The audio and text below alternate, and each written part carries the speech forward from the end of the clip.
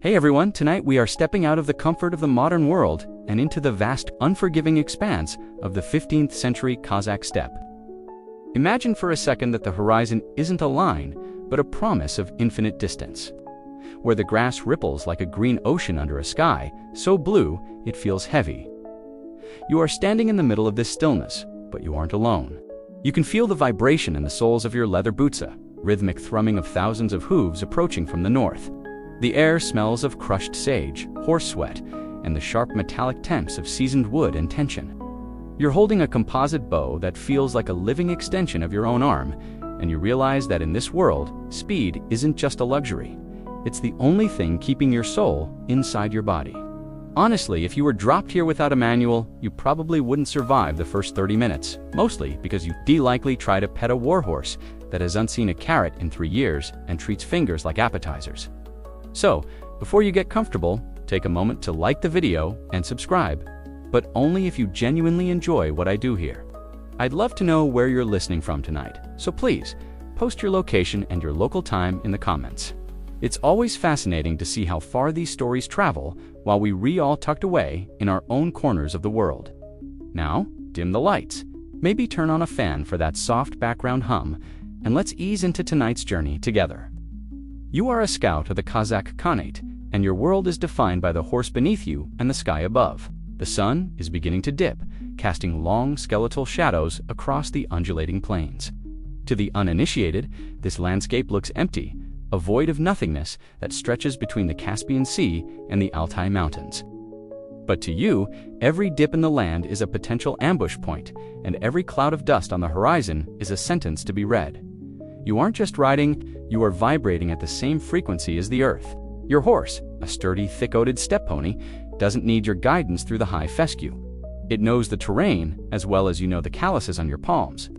Historians still argue whether the Kazakh identity was forged more by the political break from the Uzbek Khanate or by the sheer environmental pressure of the steppe itself. But as you sit there, the politics feel distant. What matters is the weight of the bow case against your thigh. This isn't the longbow of the English forests. This is a masterpiece of nomadic engineering. It's a recurve composite bow, a weapon that stores enough kinetic energy to punch through tempered steel. Yet it's small enough to be wielded from the back of a galloping animal. It's made of layers maple or birch for the core, strips of water buffalo horn on the belly to handle compression, and bundles of animal sinew on the back to manage the incredible tension. All of this is held together by fish glue, a sticky, foul-smelling concoction made from the swim bladders of sturgeons. It takes a year to make one of these, and if the humidity gets too high, the whole thing can literally delaminate and explode in your hands. It's a high-maintenance relationship, but when it works, it's the most lethal technology on the planet. As you scan the horizon, you notice a flicker of movement. It's subtle, a group of saiga antelopes, suddenly bolting 3 miles to the east. They don't run like that for a lone wolf. They run like that for a column of men. You adjust your seat, feeling the wooden frame of your saddle. Unlike the soft, deep-seated Western saddles, yours is high and rigid, designed to act as a pivot point. It allows you to stand in the stirrups, effectively isolating your upper body from the frantic jolting of the horse. This is the secret to the nomadic stable platform. You aren't just a passenger, you are a turret. There's a quirky bit of lore among the steppe tribes that says a true warrior can tell the quality of an approaching army. Just by the flavor of the dust they kick up. Heavy, salty dust means well-fed imperial horses, while light, sandy dust means a fast-moving raiding party. You lean down and touch the ground, not to taste it because, let's be real, that's how you get parasites, but to feel the resonance. The vibrations are steady, heavy cavalry. Probably the Timurid remnants, or perhaps a rival faction looking to test the borders of the newly formed Khanate. They are coming with mail armor, long lances, and the arrogance of men who think a retreat means a victory for the pursuer. You've been trained for this since you were 3 years old. While children in other parts of the world were learning to read or play with wooden soldiers, you were being tied to the back of a goat to learn balance. By 5, you were shooting blunt arrows at birds. By 10, you were expected to hit a moving target while your horse was at a full lather. It's a brutal way to grow up, but it results in a level of muscle memory that borders on the supernatural. You don't aim the bow in the way a modern archer does. You simply decide where the arrow needs to be, and your body handles the ballistics. The wind picks up, whistling through the empty notches of your spare arrows. You have 60 of them in your quiver, divided into different types. Some are heavy armor piercers with narrow, hardened steel heads. Others are wide leaf-shaped heads designed to create massive blood loss in unarmored targets. You even have a few whistling arrows with hollow bone tips that scream as they fly, used for signaling your brothers across the cacophony of battle. You pull a single shaft and check the fletching goose feathers, glued with the same sturgeon bile. Everything about your existence is recycled from the land, a perfect loop of biology and violence. You signal to your two companions, who are currently invisible to anyone but you. Tucked into a dry creek bed a few hundred yards away, they emerge like ghosts from the yellow grass. No words are exchanged. There's a specific tilt of the head, a gesture toward the rising dust, and the plan is set. You aren't going to fight them, not yet. You're going to invite them. You're going to play the role of the panicked scout, the easy prey. You're going to lead them on a chase that will last until their horses' hearts burst and their waterskins are dry. As you turn your horse's head toward the setting sun, you feel a strange sense of calm. The forgotten archives often focus on the great Khans and the massive sieges, but the real soul of the steppe lived in these small moments. The silence before the first arrow, the smell of the horse, and the knowledge that you are the fastest thing on 2 or 4 legs. You kick your heels in, not a hard strike, but a gentle pressure, and the pony responds with a burst of energy. The game has begun. Behind you, the dust cloud of the enemy is getting larger, clearer. They've seen you. They think you're running away. They have no idea that in the world of the Kazakh horse archer, the person in front is the one in control of the execution.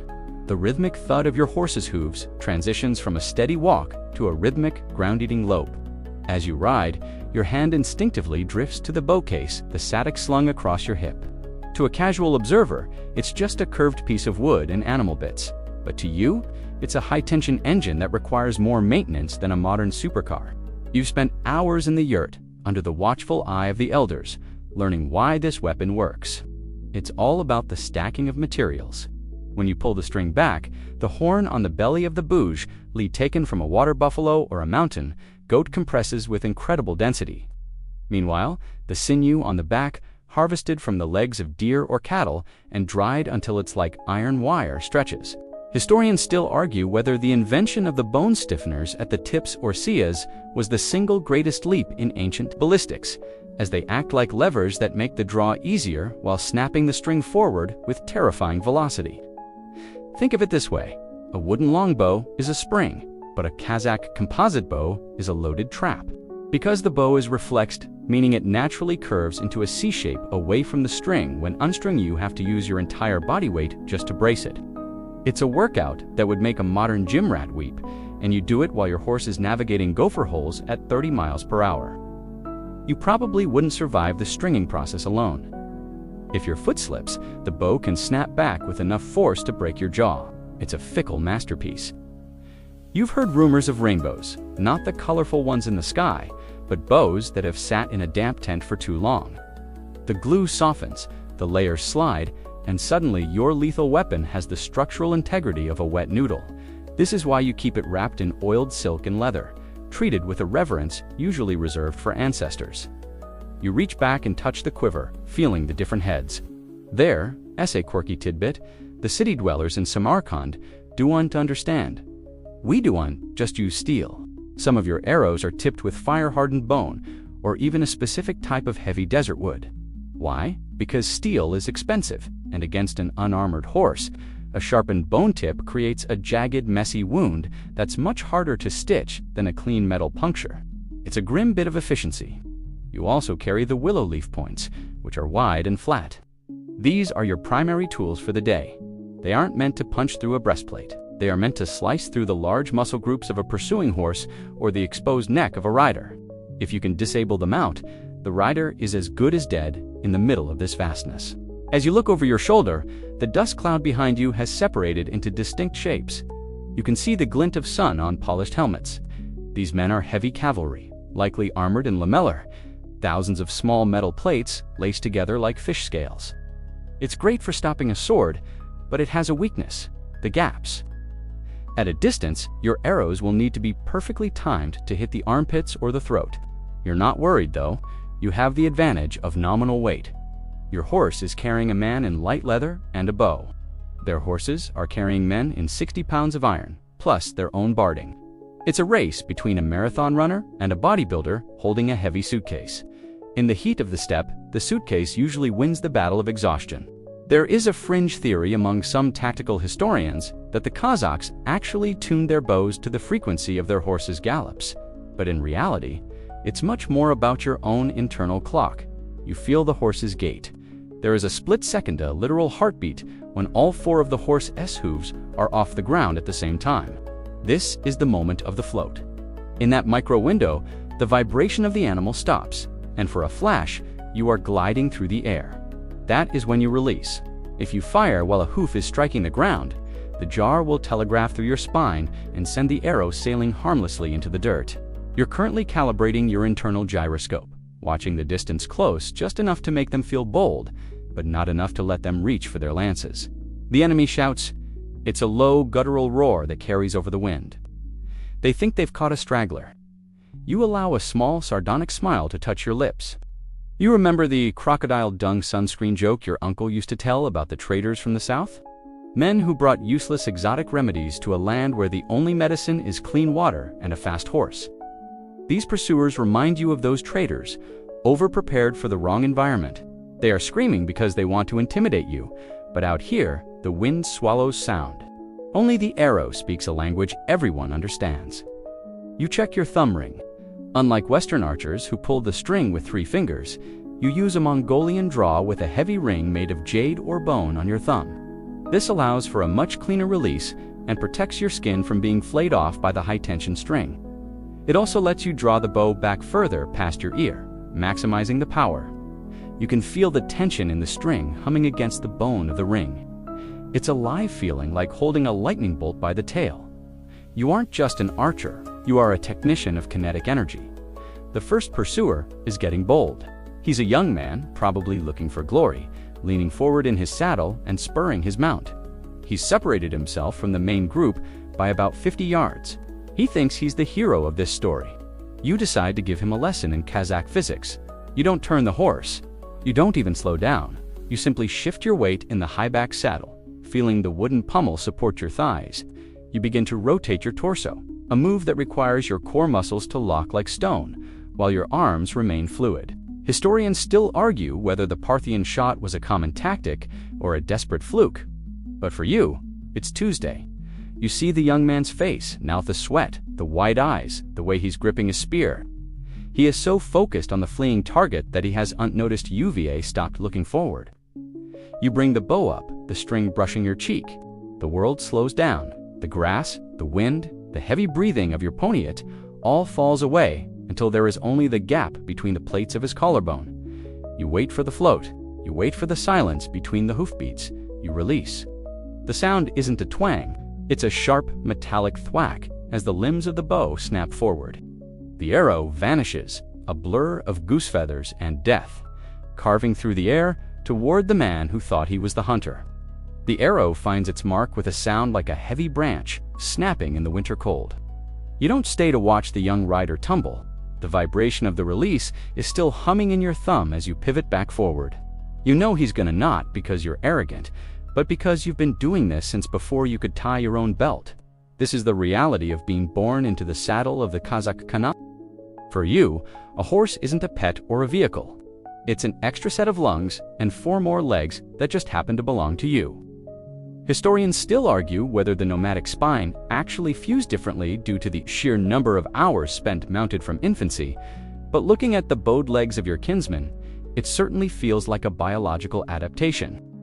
You probably wouldn't survive a day in a modern office chair. Your lower back would protest the lack of a galloping rhythm to keep the discs aligned. The training started when you were a toddler, in a practice that would probably get your parents arrested today. Before you were even trusted with a wooden sword, you were placed on the back of a wide-backed sheep. Your mother would encourage the animal to trot while you gripped the wool for dear life, learning the sway of a living creature. By the time you moved up to a pony, you weren't learning to ride, you were learning to exist in a state of constant motion. There, as a quirky tidbit, often lost in the history books, Kazakh children were often taught to shoot at rolling targets.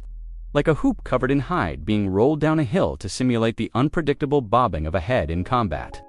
It's a game that turns a child into a predator. As you ride, you feel the familiar ache in your inner thighs, a dull roar of muscle that never truly goes away. You remember your first real warhorse, a stallion with a coat the color of a dust storm. Your father told you that a Kazakh horse is the only animal that will keep running until its heart literally stops, provided you know how to ask it. You don't use spurs. That's a heavy cavalry invention for men who don't trust their mounts. Instead, you use a kamchi, a short braided whip, and the subtle pressure of your calves. You and the horse are communicating in a tactile language of twitches and weight shifts. If you lean an inch to the left, the horse knows to veer, leaving your hands free to deal with the bow. It's a symbiotic relationship that makes the armored knights of the West look like they re-driving forklifts, while you repiloting a fighter jet. There is a fringe scholarly debate about whether the nomadic lifestyle was a choice or a necessity driven by the little ice age of the 15th century. But as the wind whips across your face, it feels like the only way to live. You look back again. The main body of the enemy cavalry has slowed down slightly, momentarily shocked by the death of their vanguard. They're closing the gap in their formation, raising their shields. They think the wall of wood will protect them. You let out a short, sharp whistler signal to your companions. It's time to show them that a shield is just a target that doesn't move. You recall the crocodile dung joke again. These men are trying to apply the logic of a fortress to a sea of grass. They are trying to build a wall where the wind has never allowed one to stand.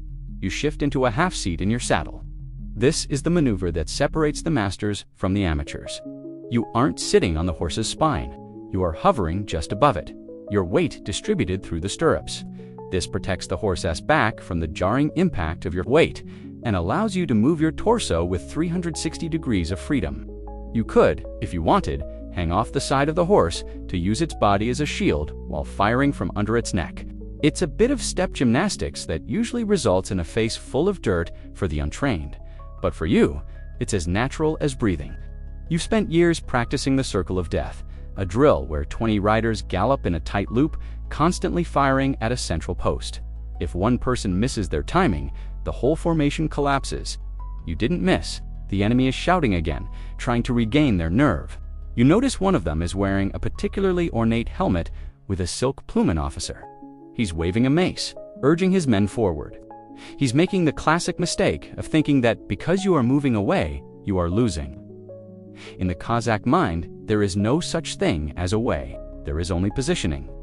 You are currently drawing them into a specific patch of the steppe where the grass hides a series of Takir's hardened clay flats that are slippery as ice if there's even a hint of moisture, and bone-shattering if a horse trips. You know exactly where they are. The officer does not.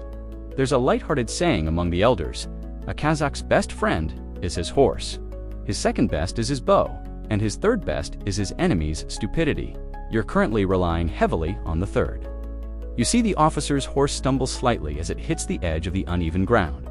You decide it's time to increase the pressure.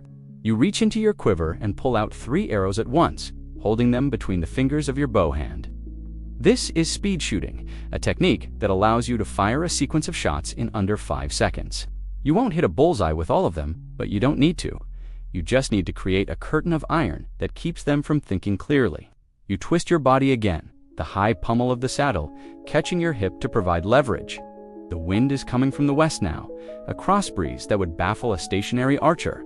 But you've learned to feel the wind on your neck. You adjust your aim instinctively, a few inches to the left of the plume. You wait for the float, that magical moment of weightlessness. 1, 2, 3. The bow screams 3 times in rapid succession. The first arrow skips off a shield. The second thuds into the chest of a horse, sending it veering into its neighbor. The third, the one you actually cared about, sips through the air and clips the silk plume right off the officer's head. He freezes for a second, the realization dawning on him that he is being toyed with. You give him a jaunty wave of your bow before turning back to face the horizon. You aren't done with him yet. You're just getting started. The sun is lower now, painting the world in shades of blood and gold, and the long shadows are your best allies. You know that, as the light fades, their vision will fail long before your instinct does. You feel a surge of gratitude for those brutal years of childhood training. You might have been tied to a goat, and you might have been hit with blunt arrows more times than you can count. But tonight, you are the master of the world's most dangerous game. The horizon is no longer just a line. It has become a manuscript, and you are the only one who knows how to read the script. As you gallop, your eyes are in T, fixed on the path immediately in front of your horse's ears, that amateur hour. Instead, you are scanning the middle distance, watching the way the heavy feathergrass or koval bows under the wind. To the men chasing you, the steppe is a chaotic sea of green and yellow. But to you, every ripple tells a story. You see a patch of grass that's slightly more translucent than the rest. That's a sign of a hidden moisture pocket, a place where the ground is soft enough to swallow a horse's hoof to the fetlock. You steer your pony a hair to the right, a move so subtle it's almost telepathic, ensuring you stay on the hard-packed clay while your pursuers are left to navigate the literal pitfalls of the terrain. Historians still argue whether the Kazakh scouts utilized a primitive form of sign language with their horses, but it's less about signs and more about shared biology. You can feel your mount's heart through your inner thighs, a steady, powerful drumbeat. You know exactly when he needs a breather and when he has enough fire left for a sprint. This is the language of the grass, a survival skill that turns the environment into a silent partner. You notice a line of dust rising far to the west, thin and wispy. That isn't your reinforcements. It's too erratic. It's likely a herd of wild kulin, or perhaps a merchant caravan that has seen the glint of steel and decided that today is a very good day to be somewhere else.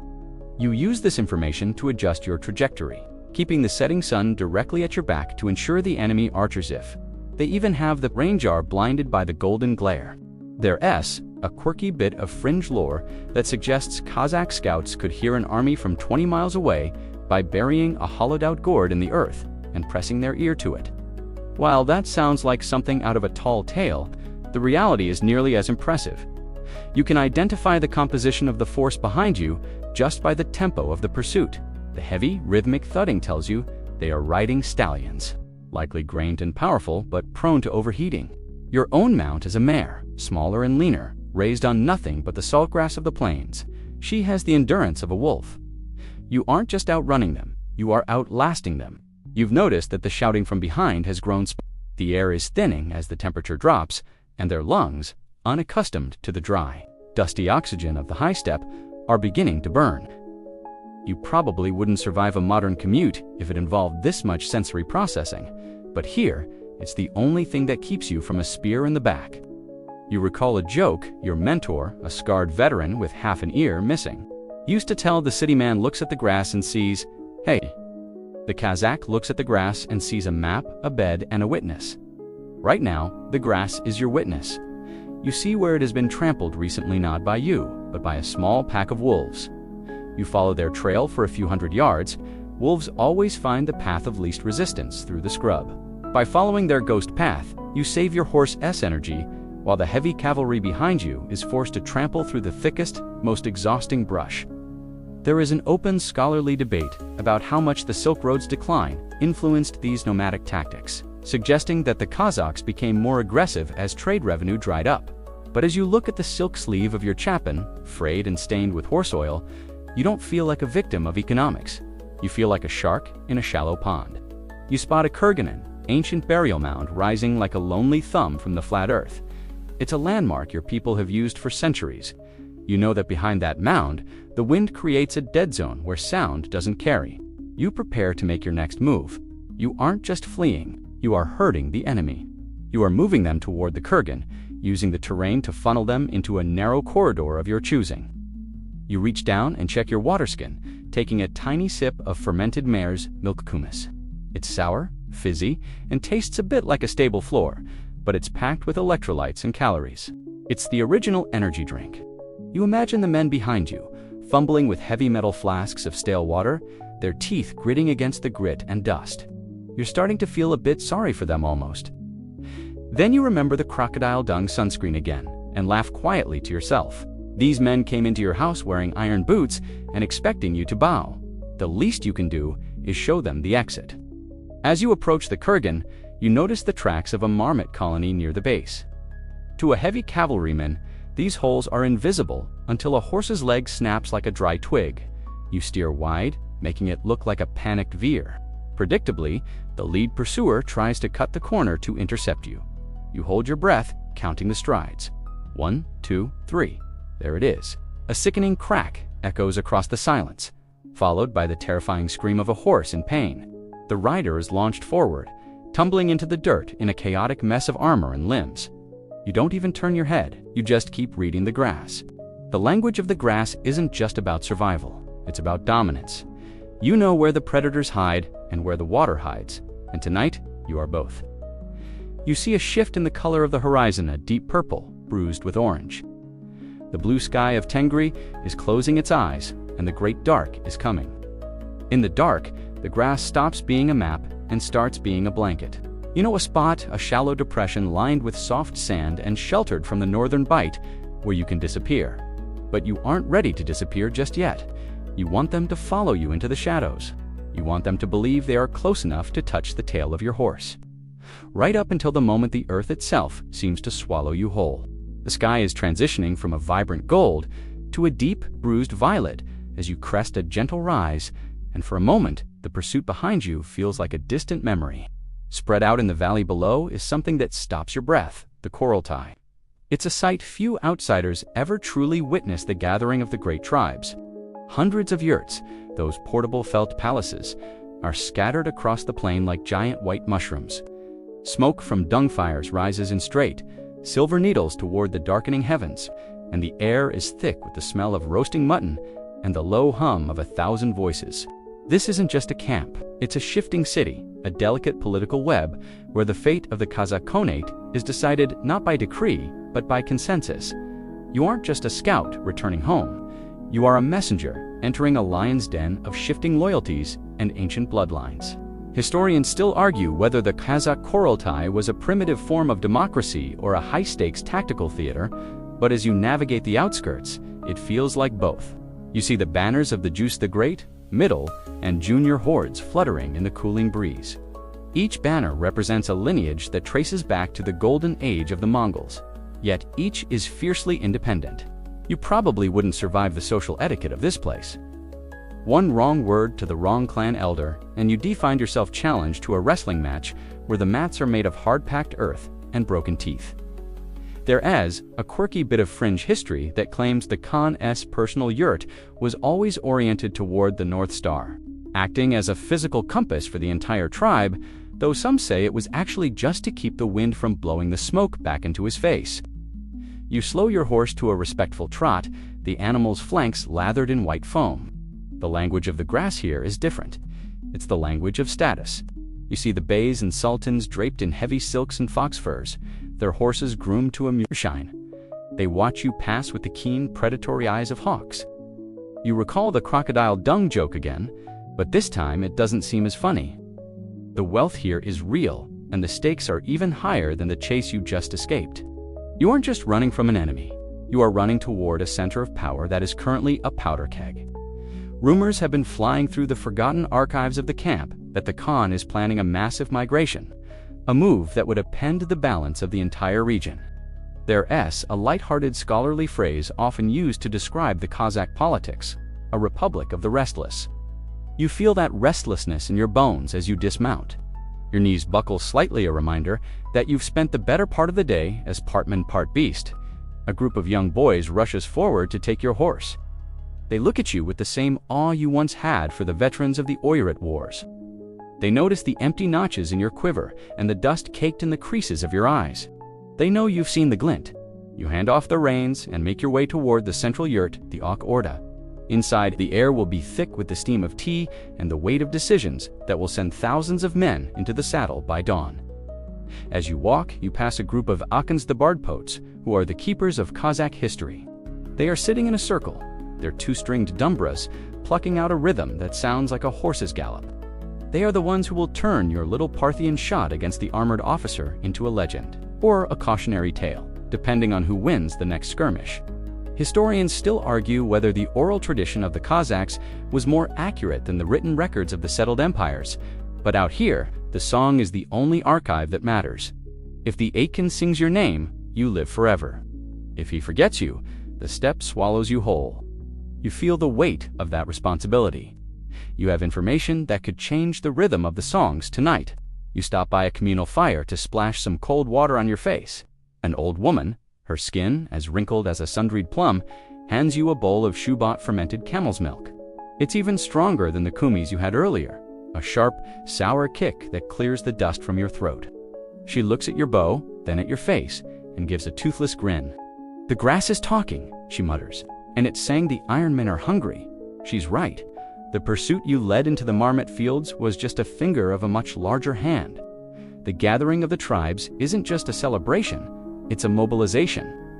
There's a quirky tidbit about these gatherings, the white felt ceremony. When a new Khan is chosen, he is literally lifted into the air on a sheet of white felt by the leaders of the different tribes. It's a reminder that his power comes from beneath him, not from the heavens. As you look at the Ak Orda, you realize that the man inside is currently being held up by the very men you just left in the dust. If you fail to warn them of the scale of the approaching force, that felt will be stained red before the moon reaches its zenith. You straighten your belt, check the jade thumb ring one last time, and step into the light of the Khan's fire. The atmosphere inside is a sharp contrast to the silence of the plains. It's a cacophony of ambition. You see the heads of the clans arguing over grazing rights and blood feuds that date back 3 generations. But as you enter, the room goes quiet. They see the scout. They see the man who has tasted the dust of the enemy. You don't wait for an invitation. You stand in the center of the circle, the heat of the fire warming your chilled limbs, and you begin to speak. You don't tell them about your fear. You tell them about the language of the grass. You tell them about the heavy cavalry and the officer with the silk plume. You tell them that the forgotten archives of the steppe are about to be written in blood. If they do unstop bickering and start writing, the silence in the Ak Orda is so heavy you can hear the fat dripping from the roasting mutton into the central fire. The sultans and clan leaders lean forward, their faces etched with the flickering orange light. You describe the glint of the lamellar armor and the weight of the pursuit. You explain that the single officer you decapitated, metaphorically speaking, by taking his plume was merely the tip of a much larger spearhead. The Khan, a man whose eyes seem to hold the depth of the Caspian, nods slowly. He doesn't need a map. He has the entire geography of the steppe burned into his mind. He knows the valley you described, the one with the marmot holes and the slippery clay flats.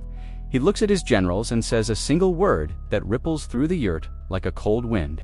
Now, historians still argue whether the Kazakhs preferred to fight in the open or lure enemies into killing boxes. But as you exit the tent, you see the answer in motion. The Kurultai, which moments ago was a scene of relaxed diplomacy, has transformed into a hive of lethal efficiency. This is the first encounter. Not just a skirmish between scouts, but the moment two vastly different philosophies of war collide. To the enemy, war is a grand, slow-moving spectacle of steel and honor. To the Kazakhs, war is a hunt.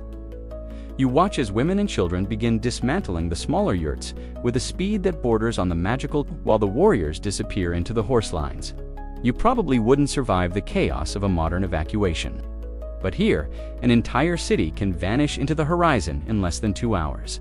It's a disappearing act that has baffled settled empires for millennia. You are given a fresh mount of lean, gray gelding with a chest like a bellows. Your previous horse is led away to recover, her service for the day done. As you swing into the saddle, you feel the shift in the air. The first encounter isn't going to be a hidden charge. That would be suicide against heavy cavalry. Instead, it's going to be a series of stings. You are part of the COS, the eyes of the army. Your job is to return to that dust cloud you left behind and begin the process of bleeding them. There's a quirky bit of fringe history that says Kazakh scouts used to tie bundles of brush to their horses. Tails during these encounters to kick up massive amounts of dust, making a group of 10 men look like 100. It's psychological warfare played out on a canvas of dirt. As you ride back out into the cooling night, you find your 2 companions from earlier. They've been busy. They've already circled back to the enemy's flanks, hovering just out of bowshot like vultures. You see the enemy column now. They've halted. The loss of their vanguard and the trickery of the terrain have made them cautious. They are bunched up, their horses standing head to tail in a defensive circle. They think they are being brave. You know they are being served on a platter. A bunched-up enemy is a target that even a blind archer could hit.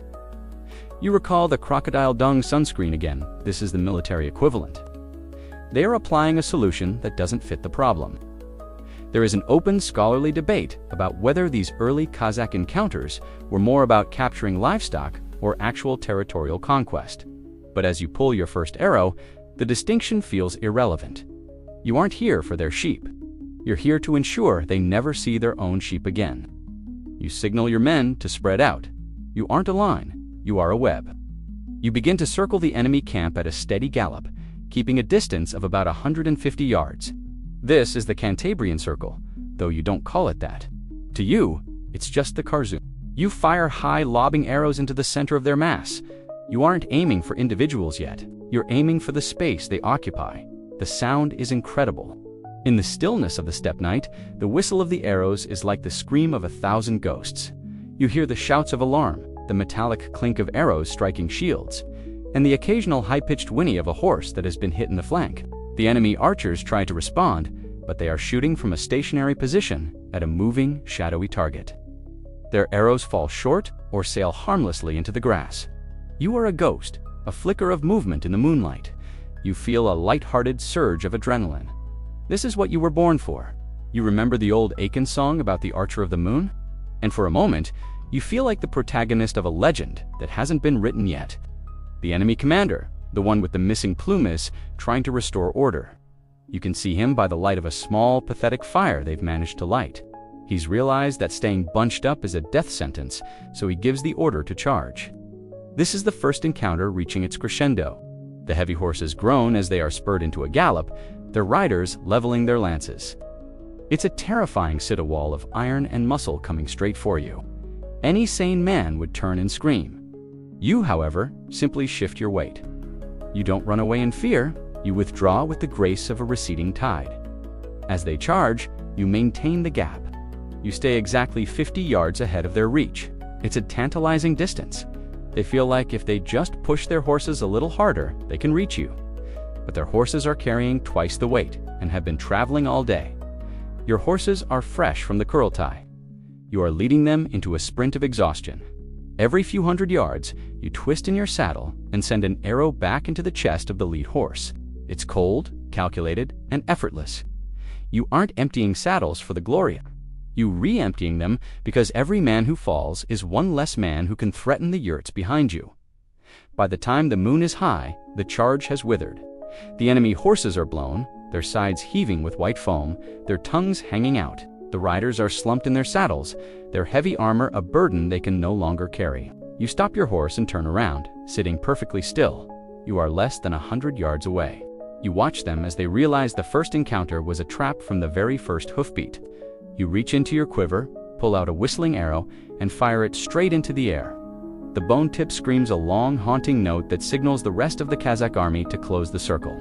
The archives will remember this as a skirmish, but to the men in the dirt, it's the end of the world. The scream of the whistling arrow still hangs in the frigid night air as you settle into the most technical part of your craft, the physics of the gallop. To the heavy cavalrymen staring you down, you look like you're simply sitting on a horse. But beneath the surface, your body is performing 1,000 microcalculations per second. You aren't just riding, you are a biological gyroscope. You feel the gray gelding's muscles bunch and release a 4-beat percussion against the earth of thought. If you were to fire while a hoof is striking the ground, the shock wave would travel through the horse's leg up into the saddle and jerk your elbow just enough to send your arrow 3 feet wide. Historians still argue whether the Kazakhs developed a sixth sense for the gait, but it's actually much more grounded in physics. You are waiting for the dead point of the stride, that fraction of a second when the horse is fully airborne and the vibration stops. Think of it like trying to thread a needle while jumping on a trampoline. It sounds impossible, but when you spend 12 hours a day in the saddle, your nervous system begins to treat the horse's movement as background noise. You probably wouldn't survive a modern physics exam, but out here, you are a master of ballistics and inertia. You know that at a full gallop, the arrow's initial velocity is boosted by the horse's speed if you fire forward. But when you perform the backward shot, the maneuver that has turned this retreat into a massacre, you have to compensate for the subtraction of speed. It's a quirky bit of fringe science that the arrows fired backward actually appear to fly slower to the archer, yet hit with the same lethal force because the enemy is galloping into them. It's a hidden collision at 60 miles per hour, and the arrow always wins. There is a lighthearted joke among the Kazakh fletchers that the only thing faster than a steppe arrow is a gossip. S-tongue at the Kurultai, but as you draw your string, everything feels slow. You are standing in the stirrups now, your knees acting as heavy-duty shock absorbers. This is the stable platform technique. Your lower body is a chaotic mess of motion, but from the waist up, you are as still as a statue. You can feel the wind resistance against the limbs of your bow. If the bow is too wide, the wind catches it like a sail. If it's too narrow, it lacks the punch to kill. The Kazakh design is the Goldilocks of ancient weaponries, right for the high winds of the open plains. You look back at the enemy. They're trying to reform their line, but their horses are stumbling in the dark. You see a man trying to notch an arrow on a short infantry-style bow. He's bobbing up and down, his shots flying wild. He hasn't learned the float. You wait for your gelding's next leap. Lift, suspension, release. The arrow leaves the string during that moment of weightlessness. It doesn't just fly, it hums. You don't even need to see it hit. You can tell by the snap of the bow limbs that the energy transfer was perfect. Behind you, a horse lets out a guttural groan and collapses, its rider disappearing into a cloud of dust and silver moonlight. Historians still argue whether the invention of the habacked wooden saddle or the iron stirrup was the true catalyst for nomadic dominance. But sitting where you are, it's the combination of both. The stirrups allow you to stand and pivot your entire torso 180 degrees to the rear without falling off. This is the secret to emptying saddles effortlessly. You aren't fighting the horse for control. You are using the horse as a tripod. You recall the crocodile dung sunscreen. Again, the enemy is trying to fight you with solutions from a different world. They are using their strength to hold on to their horses, while you are using your balance to let go. The physics of the gallop also dictates your ammunition. You've switched to your heavy arrows now. These have a slightly thicker shaft made of birch and a long, tapering head at this range. And with the added momentum of the pursuit, these arrows do unjust wound. They penetrate the thickest part of the horse's chest and reach the heart. It's a grim efficiency that some fringe scholars call the first long-range ballistic system. You feel the weight of the quiver lightning. You have to be careful. An archer without arrows is just a man on a very fast, very expensive pet. You begin to pulse your fire, shooting once every 20 strides to keep them suppressed while you conserve your iron rein for the final stage of the hunt. There's a quirky tidbit about the horses themselves. Kazakh ponies have a locking mechanism in their leg ligaments that allows them to sleep standing up. You feel like you could do the same right now? The adrenaline is beginning to taper, replaced by the cold, hard competence of a professional. You watch the enemy commander? He's stopped shouting. He's realized that every time his men try to close the distance, the physics of the situation changes. The closer they get, the more accurate your float point shots become. It's a mathematical trap with no exit.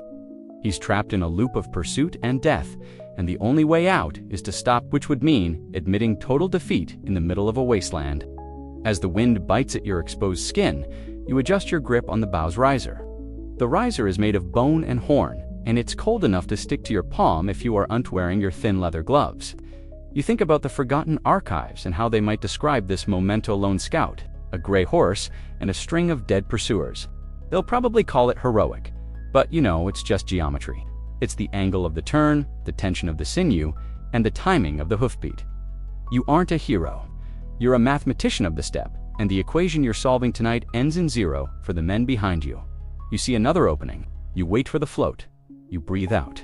The equation continues.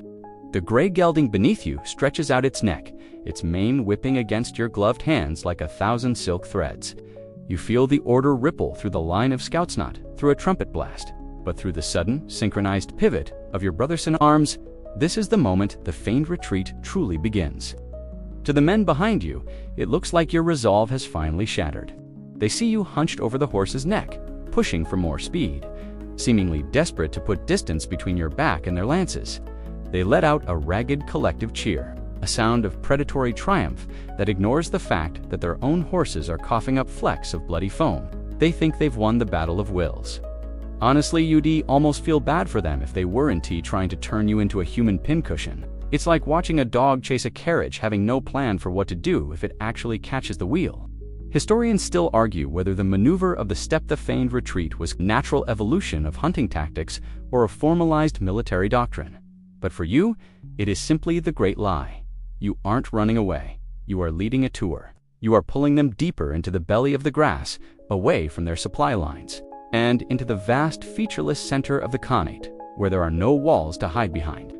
You probably wouldn't survive the moral complexity of a modern courtroom, but here, deception is the highest form of honor. There's a quirky tidbit in the fringe archives suggesting that Kazakh mothers would play hide and seek with their children by riding away and disappearing into the horizon, teaching them from birth that out of sight never means gone. As you ride, you intentionally let your horse falter for a second. You pull slightly on the bit, causing the gelding to stumble a controlled, theatrical dip that sends a jolt of false hope through the enemy commander. You can hear him screaming for his men to close the gap and finish the coward. You recall the crocodile dung sunscreen again.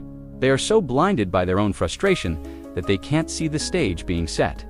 If they were thinking clearly, they'd notice that your exhausted horse is still keeping a suspiciously consistent distance. They denotice that you are undropping your gear or casting aside your heavy coat to lighten the load. You are perfectly packed, perfectly balanced, and perfectly lethal. There is a lighthearted joke among the Kazakh riders that a retreating Mongol is dangerous. But a retreating Kazakh is an invitation to your own funeral. You see the enemy formation begin to stretch out. The faster horses move to the front, while the tired, heavier mounts lag behind. This is the stringing out effect, the primary goal of the feigned retreat. You've turned their disciplined wall of iron into a long, thin, vulnerable ribbon of men. They are no longer a unit. They are a collection of individuals, each one more tired and angry than the last. Historians still argue whether this tactic worked because of the enemy's ego or their lack of scouting.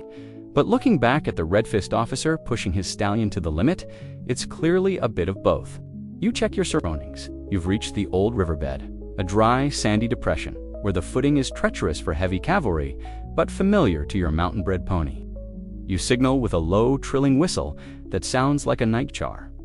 Your companions, who have been riding parallel to you, begin to veer outward, creating a funnel. This is the calculated death trap. You are the bait, and the sand is the trap.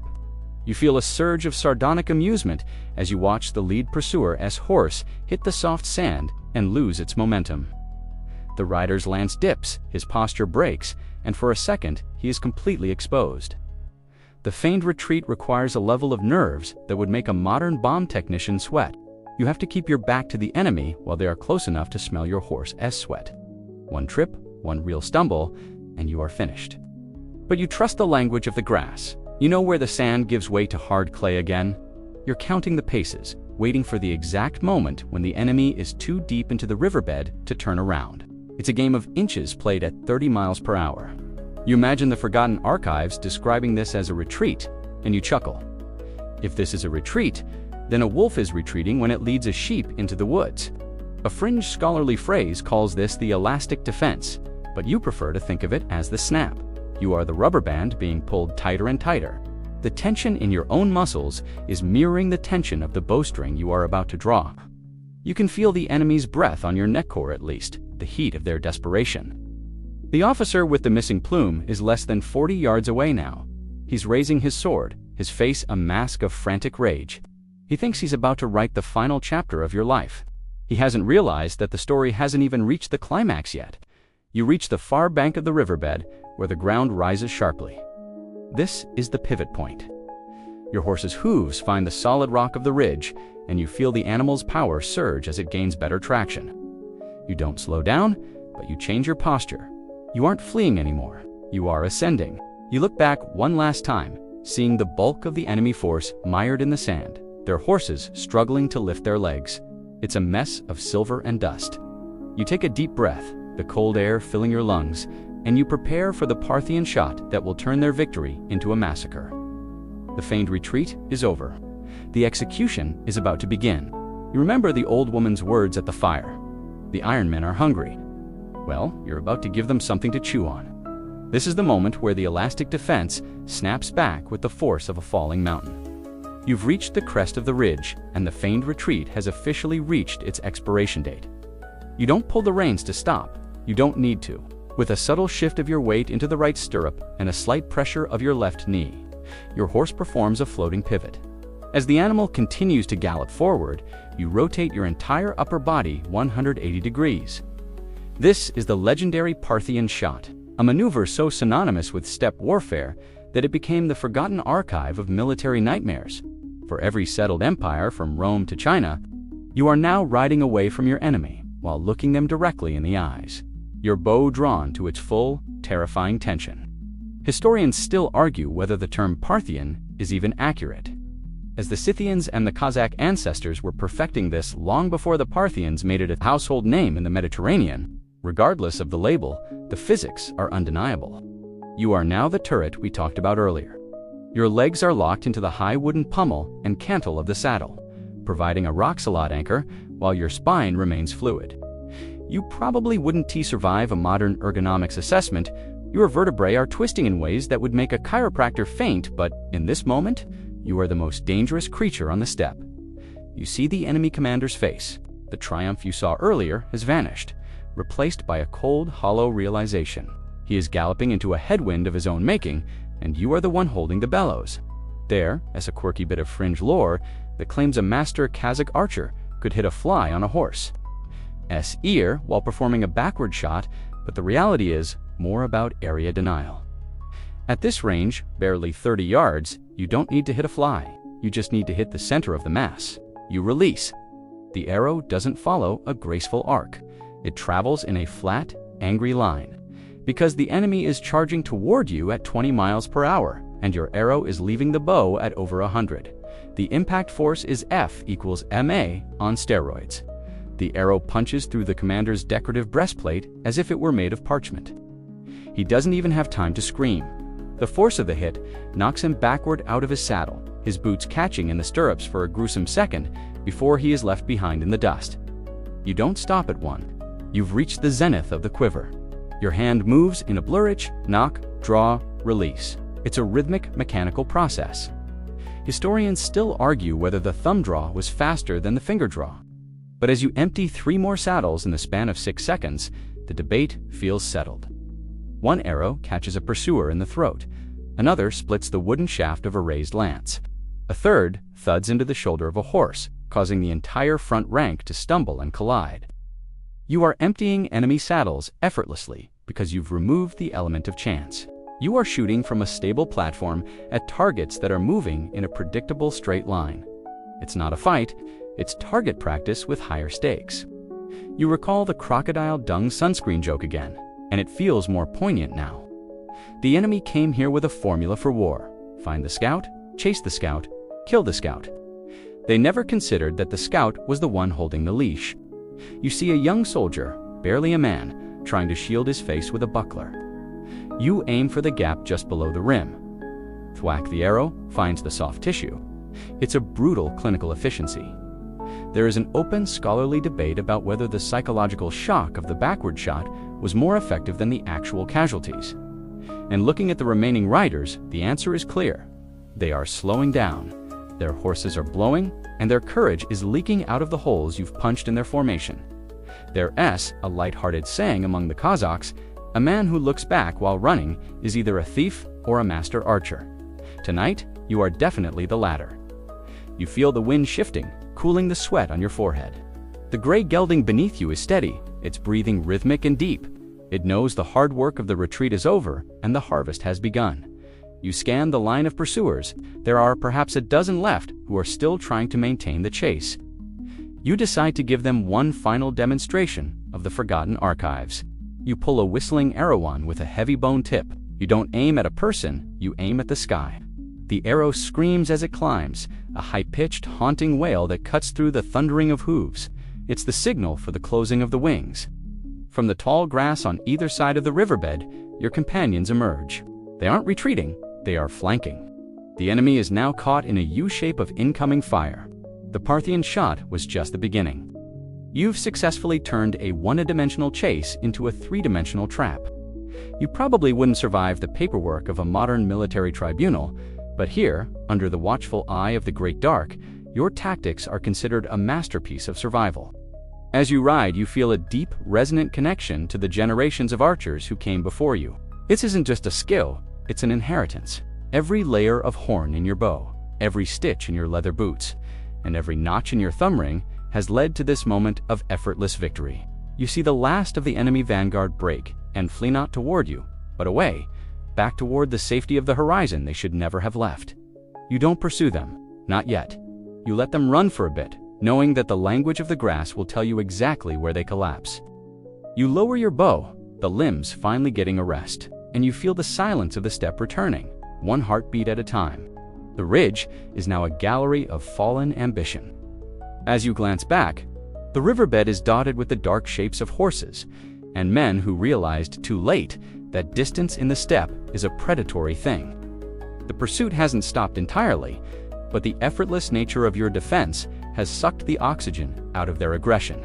You see the remaining riders pulling on their reins, their horses' heads tossing in exhaustion.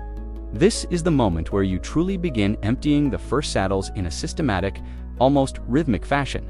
It's not about frantic speed anymore. It's about the economy of motion. You are 100 yards ahead, a distance that feels like a mile when your opponent is wading through sand and you are gliding on hard-packed clay. Historians still argue whether the Cossacks used range markers, physical objects left on the plains, to judge distance, but you don't need a pile of stones. You judge the distance by the size of the man's helmet in relation to your bow's riser. You reach into your quiver and pull a needlepoint arrow. This is a specialized tool, a long, thin spike of hardened steel designed specifically for the gaps in mail armor.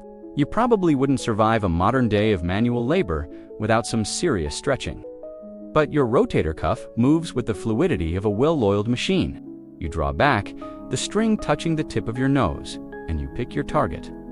It's a rider in a heavy blue kaftan, his horse still trying to mount the far bank of the riverbed. You release. There is no arc, just a blur. The needlepoint finds the narrow opening under his arm as he raises a sword. He doesn't fall immediately, he simply sags, the weapon slipping from his fingers as the horse continues its sluggish trot. It's a quiet, terrifying way to go. There's a quirky tidbit from the fringe archives that says Kazakh archers would sometimes keep a spare arrow in their mouths to shave a half-second off their reload time. But you find that a bit too theatrical for a real hunt. Plus, the taste of goose, fat, and wood glue is nothing to write home about.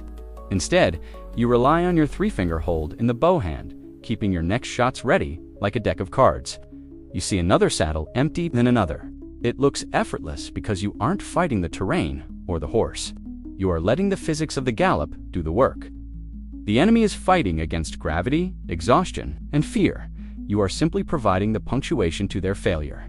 Historians still argue whether the Kazakhs developed a psychological aiming technique where they envisioned the arrow already in the target before releasing. But for you, it's just muscle memory and grit. You remember the crocodile dung sunscreen. Again, the enemy commander thought his armor was his protection, just as those traitors thought their ointments were their shield. But out here, protection is a myth. The only thing that protects you is your ability to be where the enemy isn't. You see a rider attempting to charge alone, a desperate bid for a warrior's death. You don't give him the satisfaction of a duel. You simply wait for him to reach the 80-yard mark. The kill zonin put an arrow into his horse's chest. The animal collapses, and the rider is pinned under its weight, left to the mercy of the coming night. There is an open scholarly debate about whether these nomadic tactics were inherently cruel or simply pragmatic. To a settled general, the feigned retreat and the backward shot are cowardly. To you, they are the only logical response to an invader. Why stand still and die when the horizon is so wide? You feel a light-hearted ripple of pride. You've emptied 5 saddles in the last 5 minutes, and you haven't even broken a sweat. Your gelding is barely heaving, his ears flicking back and forth as if to say, "Is that all they've got?" You reach down and pat his neck, the skin warm and damp under your touch. The remaining pursuers have finally reached their breaking point. They've stopped. They are sitting on their horses, watching you ride away into the deepening purple of the dusk. They are too far to hit you, and they know that if they move an inch closer, they'll join their friends in the sand. You decide to give them a parting gift. You pull a leaf-shaped head, the wide, cruel one. You don't aim for a man. You aim for the officer's empty horse, the one still standing by its fallen master. You don't want to kill the animal. You want to spook it. The arrow hisses through the air and clips the saddle leather. The horse bolts, charging back through the ranks of the survivors, spreading chaos and making the retreat even more pathetic. You imagine the forgotten archives writing about this as a stunning display of archery. But to you, it was just the only way to spend a Tuesday. You feel the weight of your quiver. It's half empty now, but the job is done. You've successfully bled the vanguard. You've turned their momentum against them and left them broken in a dry riverbed. You turn your horse's head back toward the north, toward the hidden camp and the language of the grass that will guide you home. The first saddles are empty, but the war is just beginning. You know, they'll come back with more men and more iron. But for now, the steppe belongs to the ghosts and the archers who know how to talk to them. As you ride, the silence of the high plains begins to settle back over the world. The thudding of hooves behind you has faded into nothingness. You are alone under the great dark, with only the stars of Tengri to watch over you. You think about the Akins back at the Kurultai and the songs they'll sing. They'll talk about the horse archer who shot backward, and they'll make it sound like magic. You know better. It's just the bow, the horse, and the willingness to never look back until the job is finished. You adjust your seat, feeling the familiar ache in your legs, and disappear into the shadows of the Altai foothills. The immediate adrenaline of the riverbed skirmish begins to settle into a low, steady hum as you ride deeper into the twilight. But your mind is already pivoting toward the sheer logistics of your survival. To the armchair generals of the future, a horse archer is a romantic figure appearing out of the mist. But the forgotten archives of the actual campaign reveal a much grittier reality. You are essentially a mobile factory.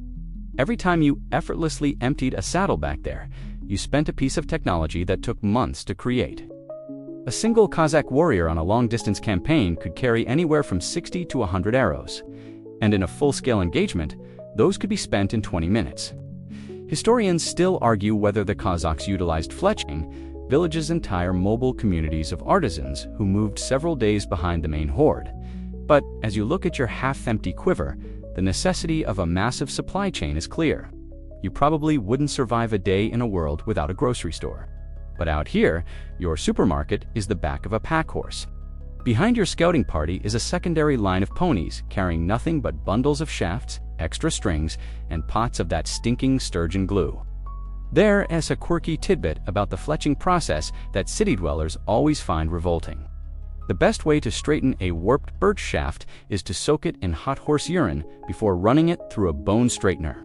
The ammonia helps break down the fibers, allowing the wood to be bent into a perfect, lethal line. It's a messy, pungent science, but it's why your arrows fly true while the enemy's cheap. Mass-produced infantry bolts tend to wobble like drunken ducks. As you ride, you begin the ritual of post-combat inventory. You run your fingers over the remaining shafts in your quiver. You have 10 armor piercers left, 15 leaf shapes, and only one whistling arrow. This is the logistics of death. You have to calculate your burn rate.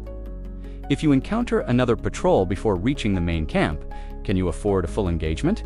Or do you need to rely entirely on the language of the grass to bypass them? There is a light-hearted scholarly phrase called the arrow debt, referring to the moment a nomad realizes he's fired more value into the dirt than the enemy's equipment is worth. You aren't quite there yet, but you're feeling the pinch. You recall the crocodile dung sunscreen again. At least that was a cheap mistake. Your arrows are an investment in your own continued breathing. There's an open scholarly debate about whether the Kazakhs used standardized arrowheads, but your quiver tells a different story. Each head is hand-forged, and you've personally sharpened them using a whetstone made from a specific river rock. You check the fletching on a leaf head. The feathers are from a gray goose, glued at a slight angle to induce a rifle-like spin. This spin is what allowed you to perform that backward shot with such terrifying accuracy. Without the spin, the wind of the steppe would take your arrow and toss it into the next province. You are a master of ballistics, and your ammunition is your resume. The logistical genius of the Kazakh Khanate wasn't just in the weapons, though. It was in the remount system. You are currently riding your second horse of the day, but you have a third sturdy dung-colored mare trailing behind you on a lead rope. This 3 horse per man rule is what allows you to maintain a pace that would kill a Western Knight's charger. While the enemy is stuck on a single, exhausted animal, you are constantly rotating, ensuring that the engine of your mobility never overheats. It's a quirky bit of fringe history that some tribes would actually drink a small amount of their horse's blood during extreme logistical failures to survive, but you're nowhere near that level of desperation. You've got enough kumis and dried meat to last a week. You think about the fletching villages again, somewhere to the north, under the same stars. A woman is sitting by a small fire, carefully stripping the sinew from a deer's leg to reinforce a new batch of ballams. A young boy is likely sorting goose feathers by size and weight, ensuring that every section of the quiver has a consistent flight path. You aren't just a lone archer, you are the tip of a spear that stretches back hundreds of miles. Historians still argue whether this logistical tale was the Kazakhs' greatest strength or their ultimate vulnerability. But as you feel the weight of the fresh arrows you'll receive tomorrow, it feels like a strength. The wind picks up, carrying the scent of rain from the Altai. Rain is a logistical nightmare. It softens the glue, rusts the heads, and makes the bowstrings stretch like old taffy. You pull a waterproof leather cover over your bow case, securing it with a bone toggle. You probably wouldn't survive a modern rainy day without an umbrella and a latte, but here, you treat moisture like a personal insult. You have to keep your engine dry. You look at your companions. They are doing the same, their movements synchronized and silent. We are all thinking about the quiver. We are all calculating the cost of the next effortless kill. There is a fringe theory that the Kazakhs actually recycled arrows from the battlefield. But you know better. An arrow that has hit a man or a horse is often bent or contaminated. You only scavenge if you are truly desperate. You prefer the clean logistics of the tribe. You see a flicker of a signal fire in the distance, the first waypoint of the logistical chain. It's a small, blue flame, fueled by specific dried herbs that burn with a distinct color. It means safe harbor and, more importantly, fresh supplies. You feel a sense of relief. The arrow debt will be paid, and your quiver will be heavy once more. The hunt continues, but for now, the artisan beats the warrior in importance. You kick your horse into a light canter.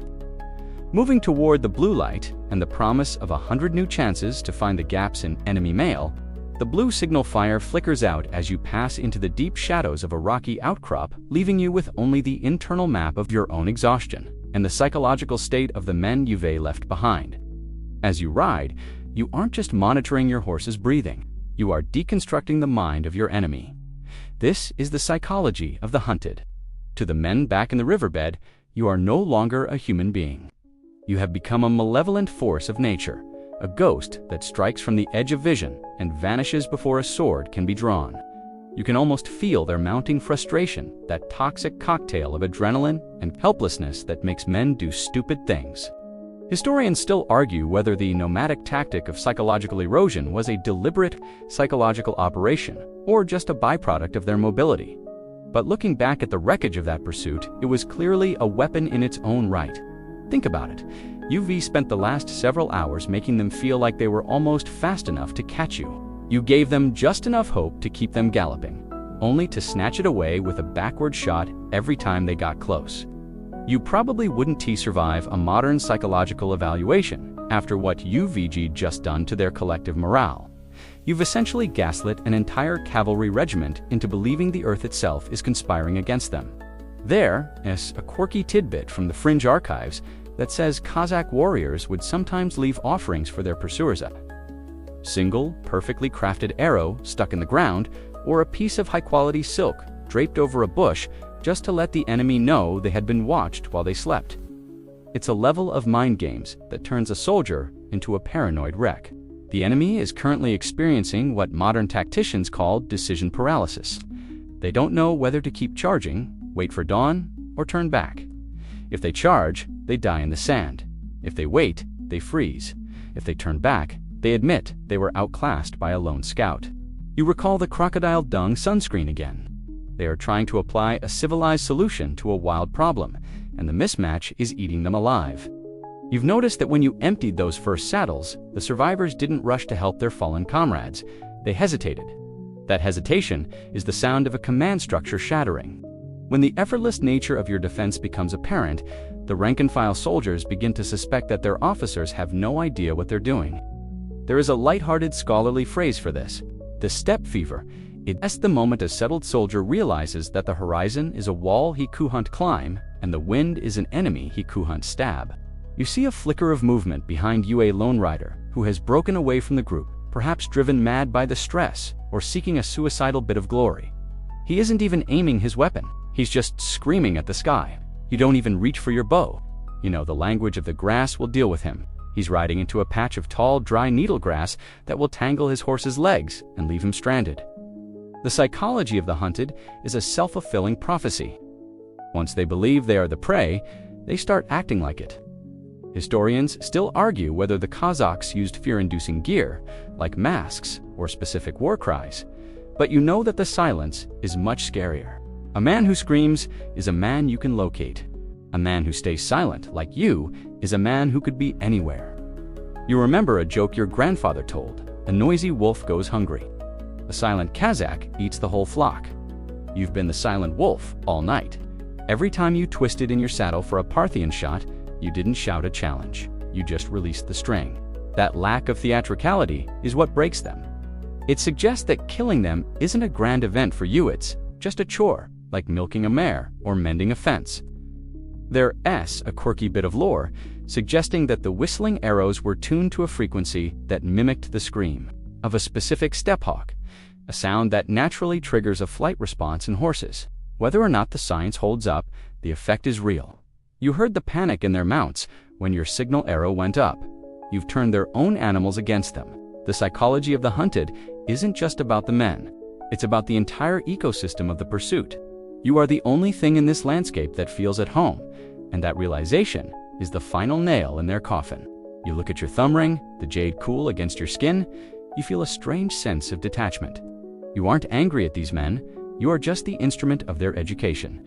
You've shown them that their mail armor is a cage and their lances are just heavy sticks. You probably wouldn't survive the guilt of a modern pacifist.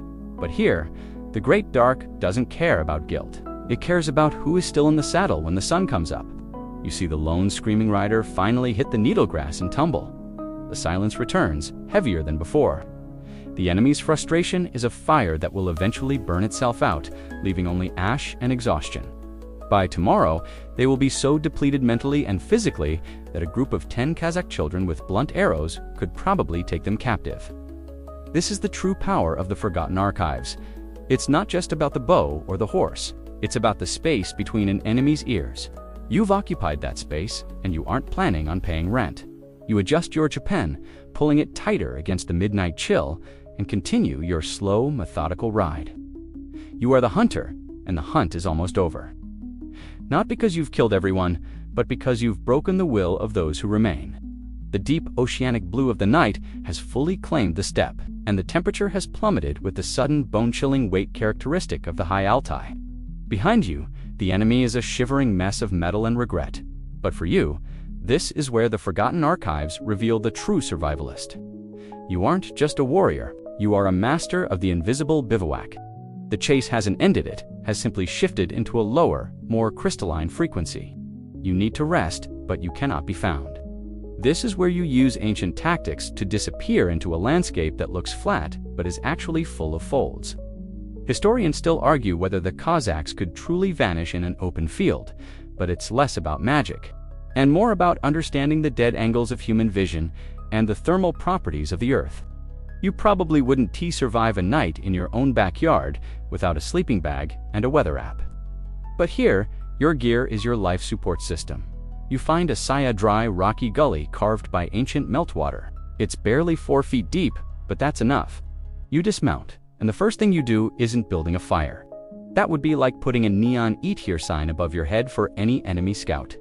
Instead, you perform the horse heat trick. You loosen the cinch on your gelding's saddle just enough to let his skin breathe, but you keep the heavy felt saddle pad draped over him. Then you lead him into the deepest part of the gully. You sit with your back against the animal's warm, fuzzy belly, letting his massive internal furnace keep your core temperature from dropping into the danger zone. There's a quirky tidbit about Kazakh survival that sounds like a myth. Warriors would sometimes use owl feather decoys, placing a few upright feathers on a distant ridge to mimic the silhouette of a scouting party's head. In the moonlight, a tired enemy would waste hours maneuvering to flank a bunch of bird feathers. You've done something similar tonight, leaving a small, smoldering pile of dried dung on a knoll a mile back. It's just enough smoke to catch a nose, but not enough to see. While the enemy huddles around their own survival fires, teeth chattering as the cold leaches through their mail armor, you are a silent, warm ghost in the dirt. Historians still argue whether the nomadic Chapunir heavy quilted coat was more effective than European wool, but as you tuck your chin into the high collar, you know the answer.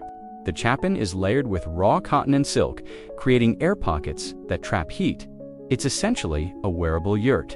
You recall the crocodile dung sunscreen joke again. Those traders would probably try to start a bonfire to stay warm, only to have the wind steal the heat and the smoke betray their position. You, on the other hand, are practicing silent endurance. You take a piece of kurta rockard, salted ball of dried sheep's cheese, from your pouch. You don't bite it. You'd break a tooth. You let it dissolve slowly in your mouth, the salt and protein trickling into your system like slow-burn fuel. There is a light-hearted scholarly phrase for this, the Altai hibernation. It refers to the ability of the steppe dweller to drop their heart rate and conserve energy while remaining 100% alert to the environment. Every sound is magnified by the cold air. You hear the snap of a frozen twig 100 yards away. You hear the low, mournful howl of a wolf, not a threat, but a fellow traveler. You even hear the distant rhythmic clink of the enemy's armor as they shift in their misery. They are loud even when they try to be quiet. Their civilization is a noisy, heavy burden that they can't put down even in sleep. You check your bow, which is tucked inside your coat against your own skin. The physics of the gallop is useless if the sinew of your bow freezes and becomes brittle. By keeping it against your body, you ensure the organic glue remains supple. You're basically incubating your weapon. There is a fringe theory that Kazakh archers actually sang to their bows during the night to keep the spirits happy.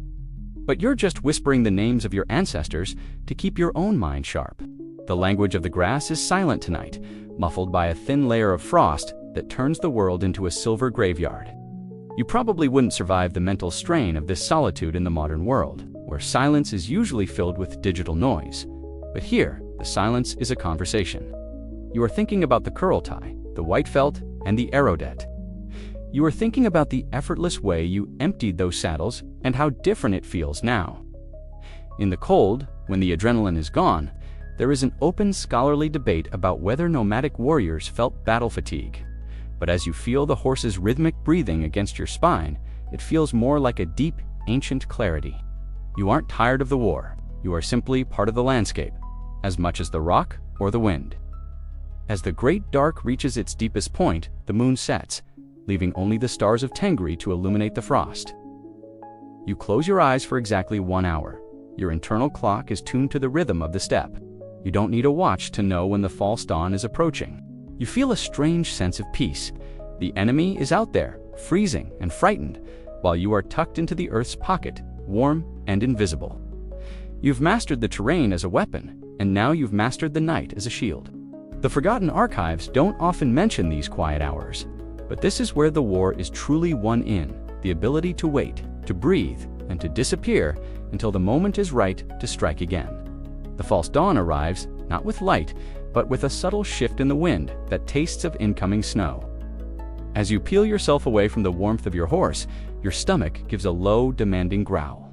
In this world, you don't have the luxury of a slow breakfast or a steaming cup of coffee. Your kitchen is a leather pouch, and your fuel is the result of centuries of nomadic food science. This is the diet of a warrior, a high-protein portable regime that allows you to stay in the saddle for weeks without ever needing a supply wagon or a fixed hearth. Historians still argue whether the Kazakhs' ability to outmarch settled armies was due to their horses or their rations. But as you chew on a piece of shujak dried horse meat sausage, know it's both. You probably wouldn't survive a week on this diet without a serious case of modern culture shock to your digestive system, but for you, it is the literal marrow of your strength. The centerpiece of your morning meal is kashk or kurt. These are those rock-hard, sun-dried balls of fermented mare's milk you were carrying yesterday.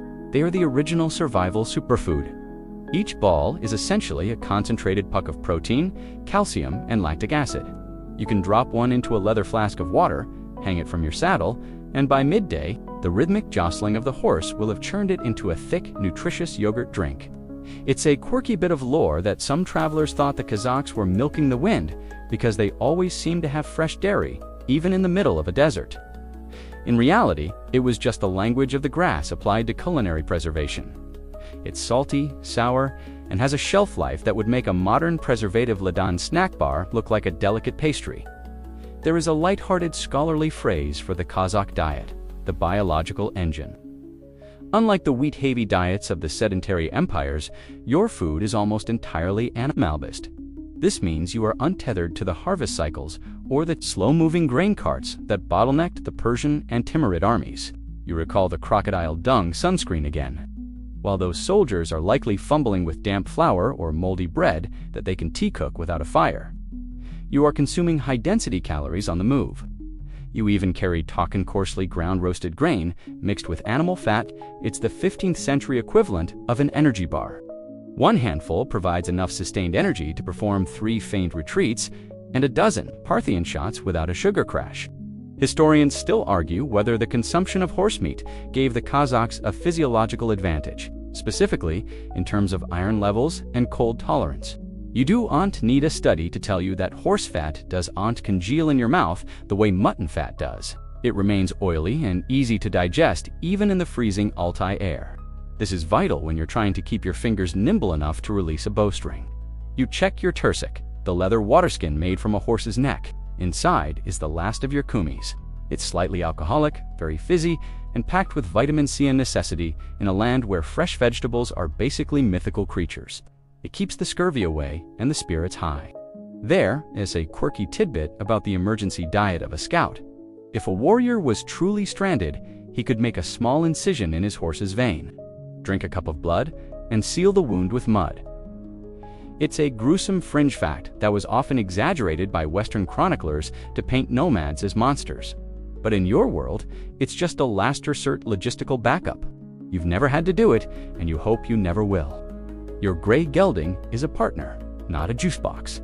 You prefer the Miatan milk cycle of the tribe, which keeps you lean and your vision sharp. You probably wouldn't survive the cholesterol levels of a modern balanced diet. But here, balance means having enough fat to keep from freezing to death. As you finish your meager breakfast, you feel the slow burn energy of the kashk beginning to kick in. Your mind feels clear, your hands are steady, and the dull ache in your muscles from yesterday's pursuit has settled into a manageable stiffness. You look over at your horses. They've been grazing on the dry hay of the frozen steppe all night, and other logistical miracle. These animals can find nutrition in stalks that would starve a pampered stable horse.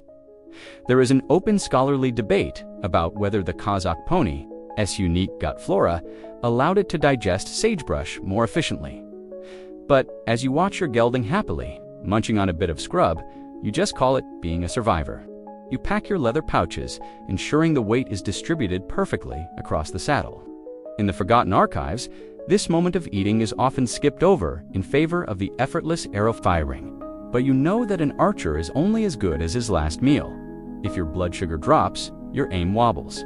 If you get dehydrated, the flow to the gallop becomes a dizzying blur. You are a finely tuned machine, and your diet is your maintenance. You take one last sip of the sour milk, feeling the zing of the fermentation wake up your senses. The sky is turning a pale, sickly gray, and the first flakes of snow begin to dance in the air. The diet of a warrior has prepared you for this. You have the internal heat of the horse meat and the endurance of the fermented mare's milk flowing through your veins. You are ready to climb back into the saddle and find out if the enemy survived the night. You imagine them waking up to the snow, their stomachs empty and their morale frozen. You almost feel like offering them a piece of Kurt just to see the look on their faces when they realize it. It's harder than the iron they re-wearing, almost, but then you remember the empty saddles. And you decide that the best thing you can give them today is another lesson in Kazakh physics. The first few flakes of snow aren't the soft, drifting lace of a storybook winter. They are Campson ice needles driven horizontally by a wind that feels like it's trying to peel the skin off your cheekbones. Weathering the storm on the Kazakh steppe is a trial by ice that would break a man who relies on stone walls and hearths. But you are wrapped in layers of felt and fur that have been refined over 3,000 years.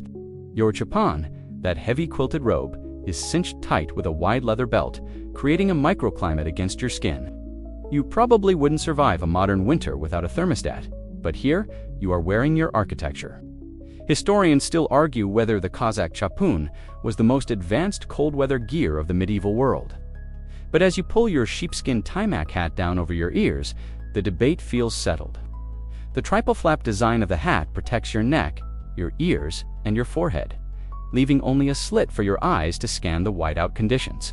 There's a quirky bit of lore that says a Kazakh horse archer can tell the temperature by the pitch of his bowstring. As the air gets colder, the sinew tightens, and the note it makes when plucked becomes higher and sharper.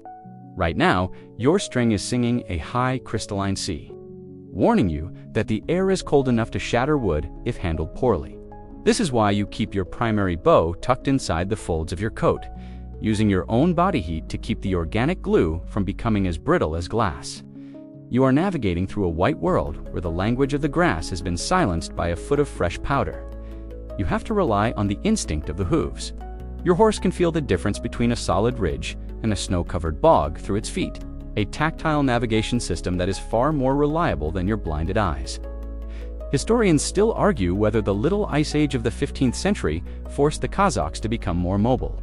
But as you trudge through the drifts, it feels like the snow is your ally. To the enemy, this storm is a catastrophe.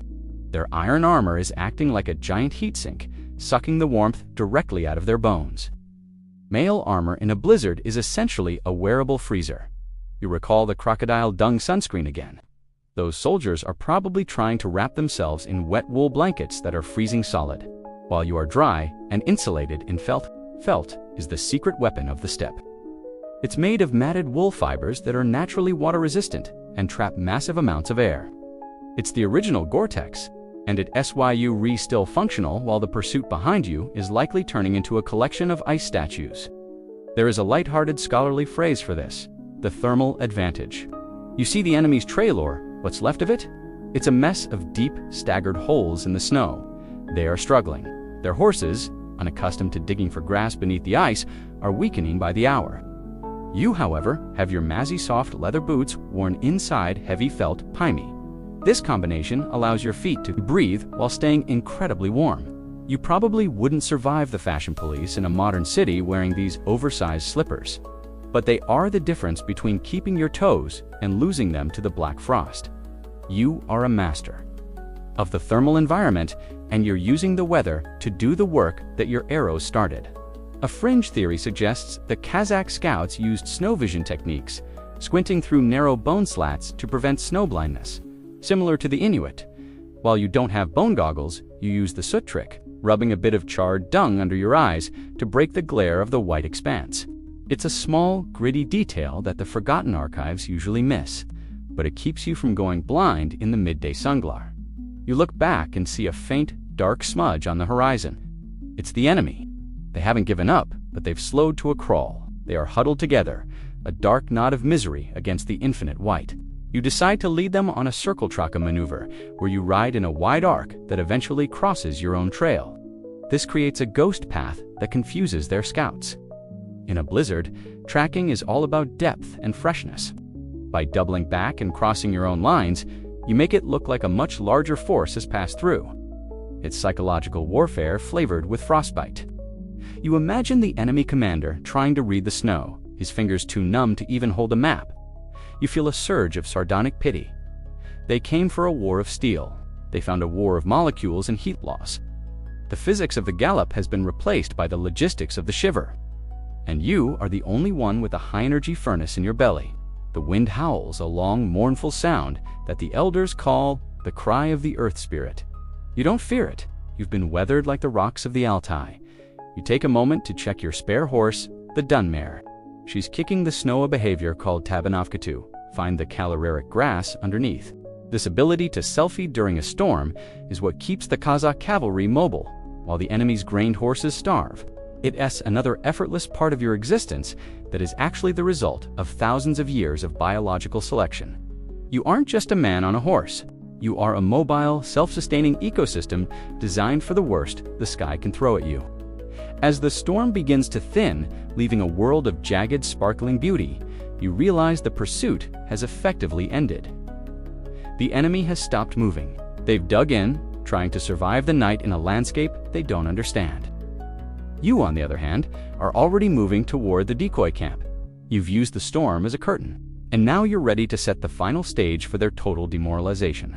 You shake the snow from your shoulders, the felt shedding the moisture like a duck's back. You're warm, you're fed, and you're still in control. The forgotten archives might call this a harsh winter, but to you, it's just the perfect weather for a disappearing act. The blizzard has left the world in a state of crystalline silence, the kind of quiet that feels like it's ringing in your ears. As the visibility improves, you reach the site of the decoy camp. This is a classic Kazakh tactical deception, a forgotten archive of psychological warfare designed to finish the work the storm started. You see a cluster of 3 yurts nestled in a shallow bowl of the hills, their white felt surfaces blending perfectly with the fresh snow. From a distance, they look like a vulnerable family group or a small scouting outpost left behind by the main horde. Smoke-thick, inviting, and smelling of real wood rises from the central chimney holes to a starving frozen enemy. This isn't just a target, it's a hallucination of warmth and food. You probably wouldn't survive the temptation yourself if you were in their boots, but you know the secret. Those yurts are empty of people, and the warmth is a meticulously timed trap.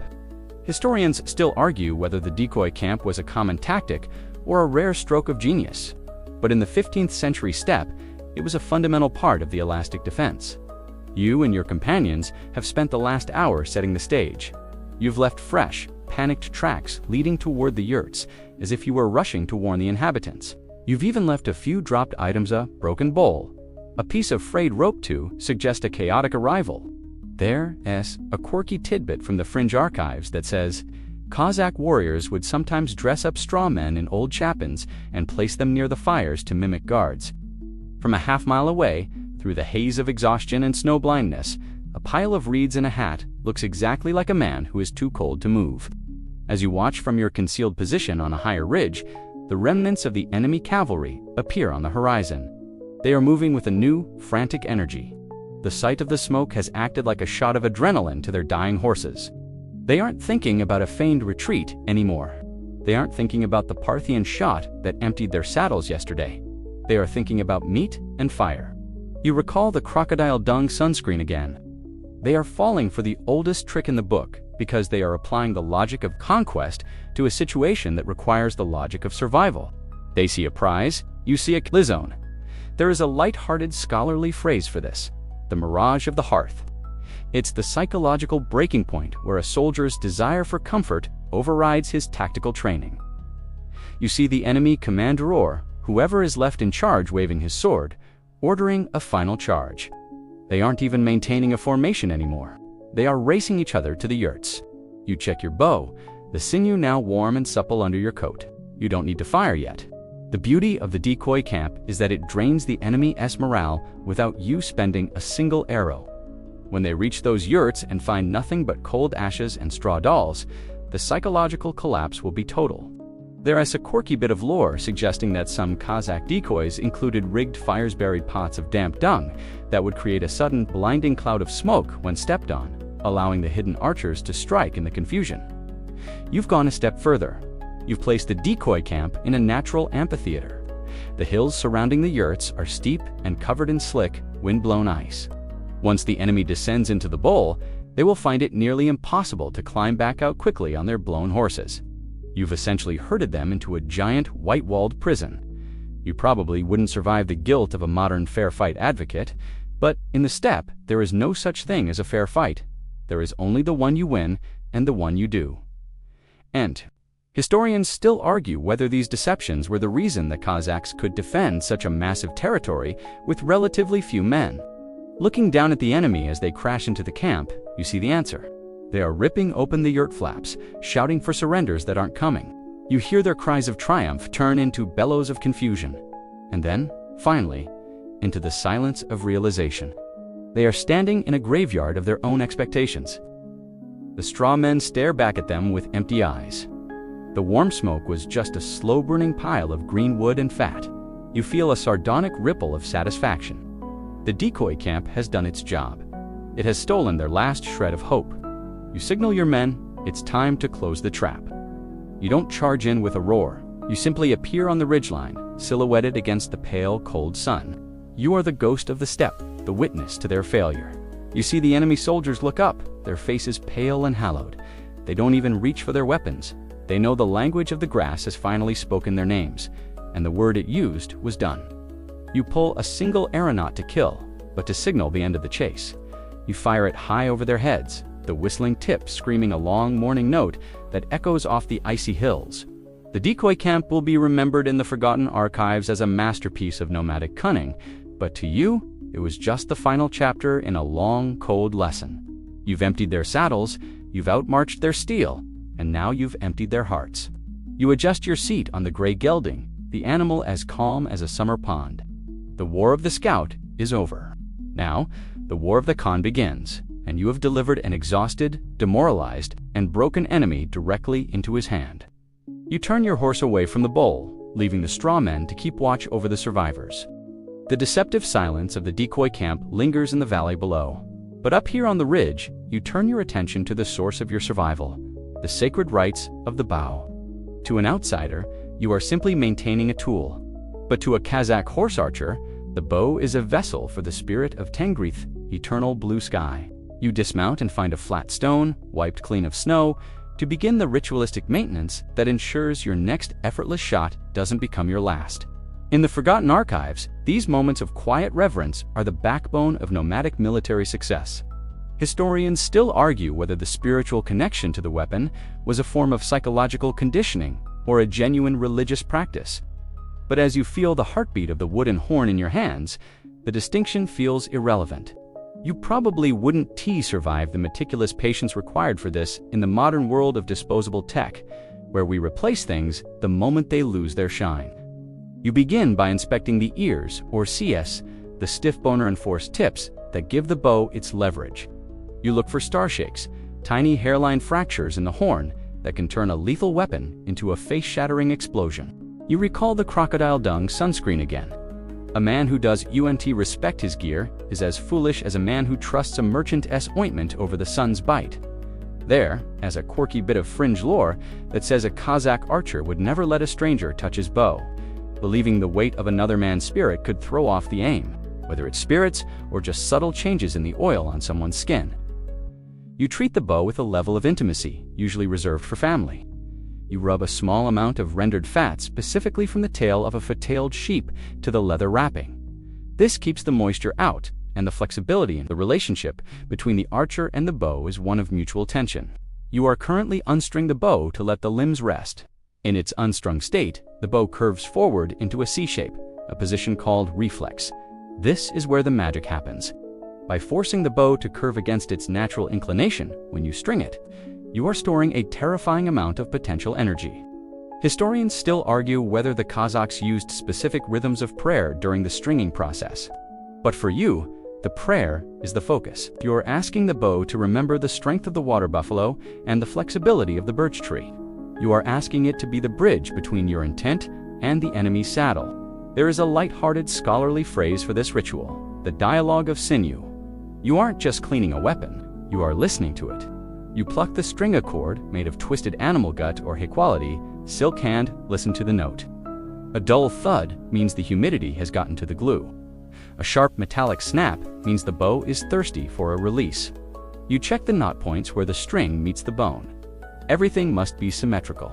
If the bow is out of true by even a millimeter, the arrow will fishtail in the air, turning your masterwork into a clumsy miss.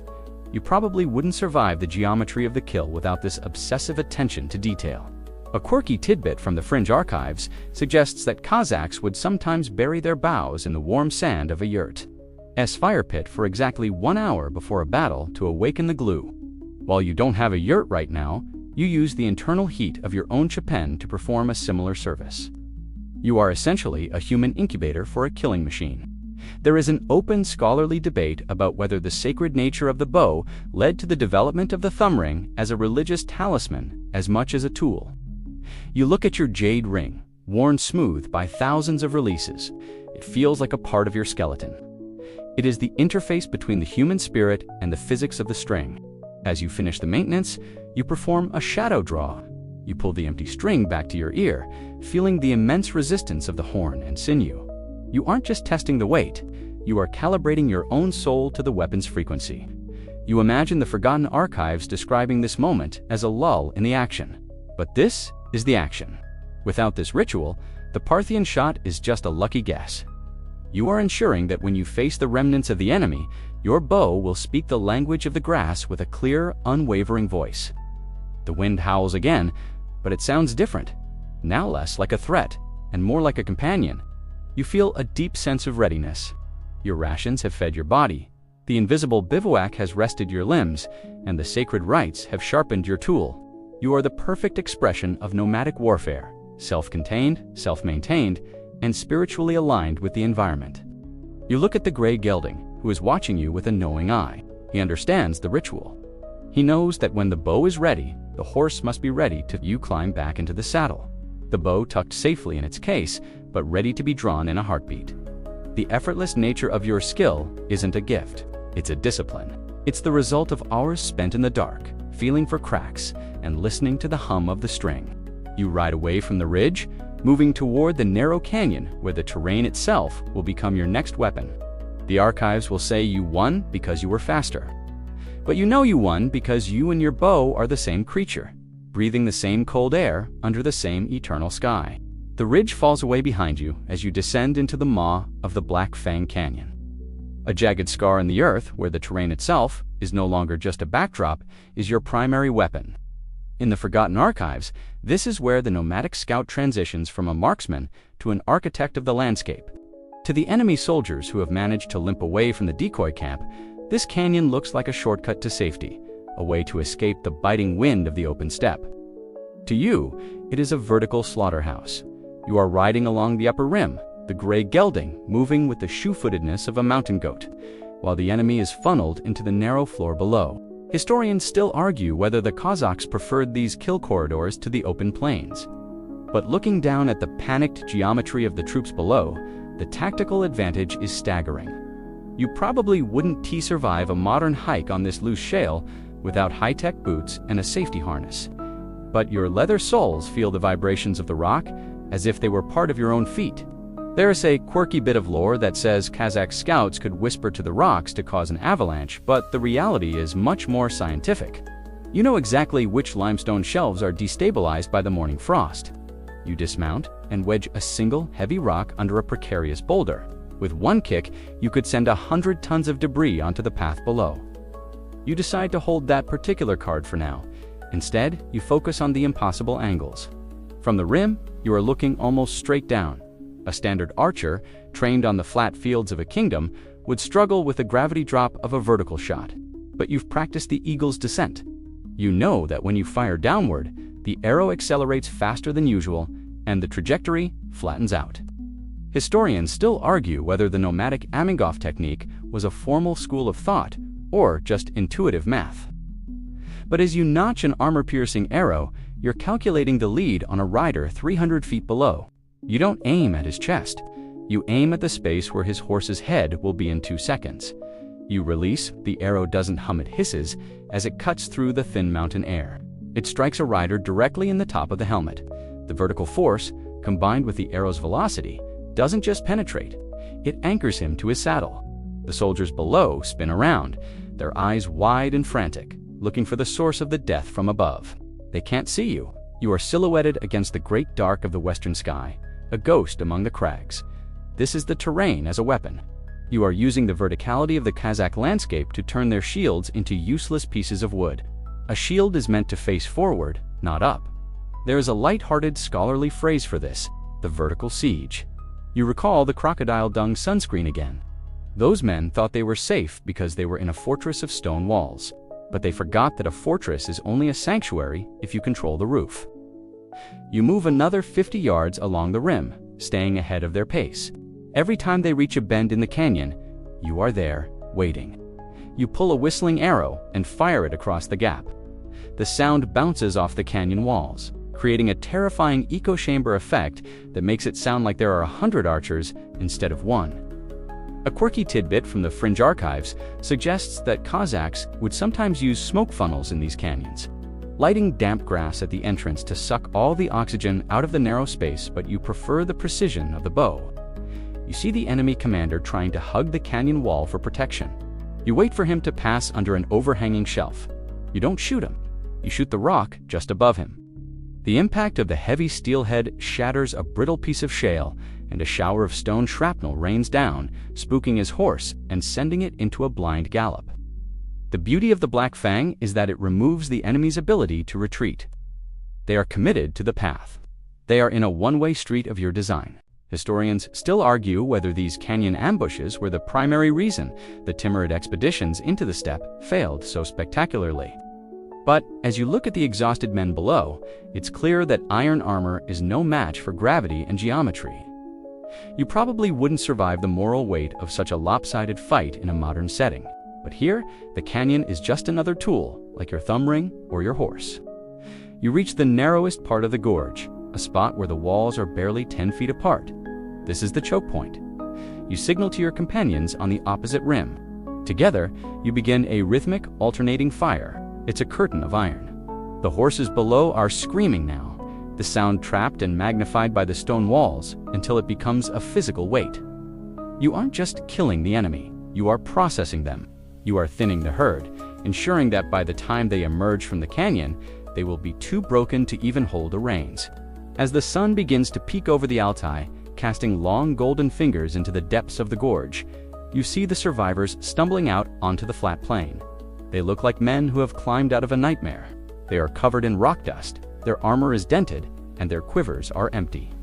You sit on your horse at the edge of the rim, looking down at them one last time. You've used the earth, the sky, the wind, and the stone. You've shown them that in the Kazakh Khanate, every rock has eyes and every gust of wind carries an arrow. You turn the gray gelding away from the precipice, moving toward the ridge where the breaking point awaits. The terrain has done its work. Now, it's time for the hunter to become the host of their final surrender.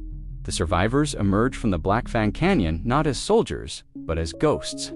The breaking point is not a physical wall, but a psychological threshold they have finally crossed. As you watch them stumble into the blinding morning light of the open plain, you realize the effortless nature of your defense has achieved its ultimate goal: the total dissolution of the enemy's will. They have reached the stage of catatonic exhaustion, where the brain simply stops calculating survival and begins waiting for the end. Historians still argue whether the nomadic breaking of an enemy was a deliberate strategy of terror or a byproduct of the landscape's vastness. But from your vantage point, it feels like a mathematical certainty. You probably wouldn't survive the ethical weight of this in a modern context, but in the forgotten archives, this is how you save your tribe from a protracted, bloody siege. You ride slowly down the gentle slope of the ridge, no longer hiding. You are sitting perfectly upright in your saddle, the gray gelding moving with a rhythmic, arrogant grace. To the men below, you are the shepherd of their doom. You recall the crocodile dung sunscreen again. That joke was about vanity and false protection. But these men have moved past vanity. They are now in a state of tactical nakedness. They have armor, but it feels like lead. They have swords, but their hands are too swollen with cold and fear to grip the hilts. You've successfully herded them into a closing circle. You aren't retreating anymore, and you aren't just sniping from the shadows. You are the center of their new, smaller world. There is a light-hearted scholarly phrase for this moment: the surrender of the steppe. It's the point where an invading force realizes that the horizon is not a destination, but a prison. You see the enemy commander, the man whose plume you took an eternity, a ghost sliding off his horse. He doesn't fall, he just collapses, his knees hitting the frost-covered grass with a heavy thud. He looks up at you, and for the first time, there is no rage in his eyes. There is only a profound, hollow curiosity. He wants to know how you did it. How did one scout and a handful of brothers dismantle a pride of civilized warriors? You don't answer him. You don't need to. The language of the grass has already explained it to him through every thirst pangs and every arrowist. A quirky bit of lore suggests that Kazakhs would sometimes offer a bowl of water to a broken enemy commander as a sign of respect before the final decision was made. You decide to uphold the tradition. You dismount, your leather boots crunching on the frozen earth, and approach him. You aren't worried about an ambush. You can see the tremors in his arms. You offer your water skin. He drinks with a desperation that is painful to watch. This is the breaking point in its most human form. The war of the archer is over, and the negotiation of the survivors has begun. Historians still argue whether the Kazakhs were more merciful than their Mongol ancestors, but mercy in the steppe is always pragmatic. A dead man is a memory. A prisoner is a lesson you send back home to the rival Khanate. There's a quirky tidbit from the fringe archives about the long stirrup practice, where Kazakh warriors would sit in silence across from their captives for hours, forcing them to confront the emptiness of the landscape. It was a form of re-education through sensory deprivation. You are doing it now. You sit on a rock, your bow resting across your knees, and you watch the remnants of his troop. Some are weeping. Others are just staring at their own feet. They have been processed by the terrain and the bow. You probably wouldn't survive a modern day without constant stimulation, but you find the silence peaceful. It is the sound of a job well done. An open scholarly debate exists regarding the breaking point and its impact on later Kazakh border policies. Some say this specific encounter led to a 50-year peace because the survivors told such terrifying tales of the backward-shooting ghost. You imagine the stories they'll tell, how you never missed, how your horse never tired, and how the canyon itself spoke in whistling arrows. You don't mind the exaggerations. Legends are better logistics than actual soldiers. They travel faster and don't require food. You feel a sardonic ripple of amusement. You've become the monster under their beds, and all it took was a little bit of physics and a lot of patience. The breaking point is also your own moment of transition. You feel the adrenaline fully leave your system, replaced by a deep, bone-settling fatigue. You've been the eyes and the sting for days. You think about the kurultai, the white felt, and the warm milk waiting for you. You've done your duty to the Khan. You've shown the Ironmen that their iron is just a heavy coat in a storm of arrows. You stand up, signaling to your companions who are now visible on the surrounding ridges. They move in like shadows, beginning the process of disarming the survivors. As the sun climbs higher, turning the steppe into a field of diamonds, the forgotten archives of this pursuit are officially closed. The enemy has broken, the saddles are empty, and the language of the grass is once again a whisper rather than a scream. You climb back onto the gray gelding, feeling a strange sense of kinship with the men you just defeated. They are part of the story now, the supporting cast in the legend of the horse archer. You turn your horse toward the north, leaving the breaking point behind you, ready to fade back into the horizon before the world even knows you were there. As you ride away from the defeated remnants of the cavalry, the silence of the steppe is no longer a void, but a canvas for the legends of the lone marksman. In the yurt circles of the Kazakh Khanate, stories are the only currency that never devalues, and you can already feel your actions of the past few days crystallizing into myth. To the boys back at the kurultai, you aren't just a scout who understood wind resistance and horse biology. You are the ghost of the steppe, a warrior who could split a hair at 80 paces while riding blindfolded. Historians still argue whether these legends were intentionally cultivated by the Khans to bolster morale, or if they were the natural result of an oral culture obsessed with the bow. But out here, the line between fact and folklore is as thin as a bowstring. You probably wouldn't survive the scrutiny of a modern fact-checker, as they likely point out that your impossible shot was 40% skill and 60% skill and 60% the enemy's refusal to duck, but in the archives of the heart, the shot becomes eternal. You recall the story of the legendary archer Alpames, who was said to have fired an arrow so far it traveled through 3 different seasons before hitting its mark. While your arrows are bound by the laws of gravity, the effortless way you emptied saddles has already started a similar journey of exaggeration. There is a quirky tidbit from the fringe archives that says master archers were believed to have falcon sight, an ability to see the heartbeat of an enemy through their armor. You don't have falcon sight. You just have a very intimate understanding of how a man flinches when he sees a recurve bow pointed at his face. It's a light-hearted irony. The better you get at the technical aspects of the hunt, the more people assume you are practicing magic. There is an open scholarly debate about the Akin's influence, how the traveling bards would take a real-world event, like your defense at the Black Fang Canyon, and tune it to fit the rhythmic meters of a hero's epic. You can almost hear the dambre plucking out the tempo of your gallop. They'll sing of how you didn't just fire backward, but how the arrow itself sought out the hearts of the wicked. You recall the crocodile dung sunscreen again. That joke might survive as a cautionary tale about the folly of the city dweller, a comedic counterpoint to your lone marksman heroics. Every culture needs its fools and its ghosts, and tonight, you have successfully occupied the latter role. A quirky bit of lore suggests that a true master archer could call his arrow back after a miss. You know that's nonsense once the string snaps. That piece of birch belongs to the wind, but there is a psychological truth to it. When you are in the flow, you aren't aiming at a target. You are simply connecting to points in space that were always meant to be joined. Historians still argue whether this Zen-like state was a formal part of Kazakh training, but you just call it not thinking. You probably wouldn't survive a modern multitasking environment where focus is shattered by 1,000 pings. But here, the singular focus of the marksman is a superpower.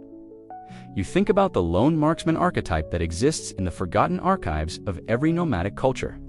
There is always the story of the one who stayed behind to hold the pass, the one who fired the final whistling arrow, the one who vanished into the blue sky.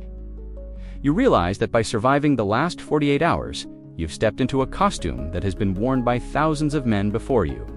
You aren't just an individual anymore. You are a type.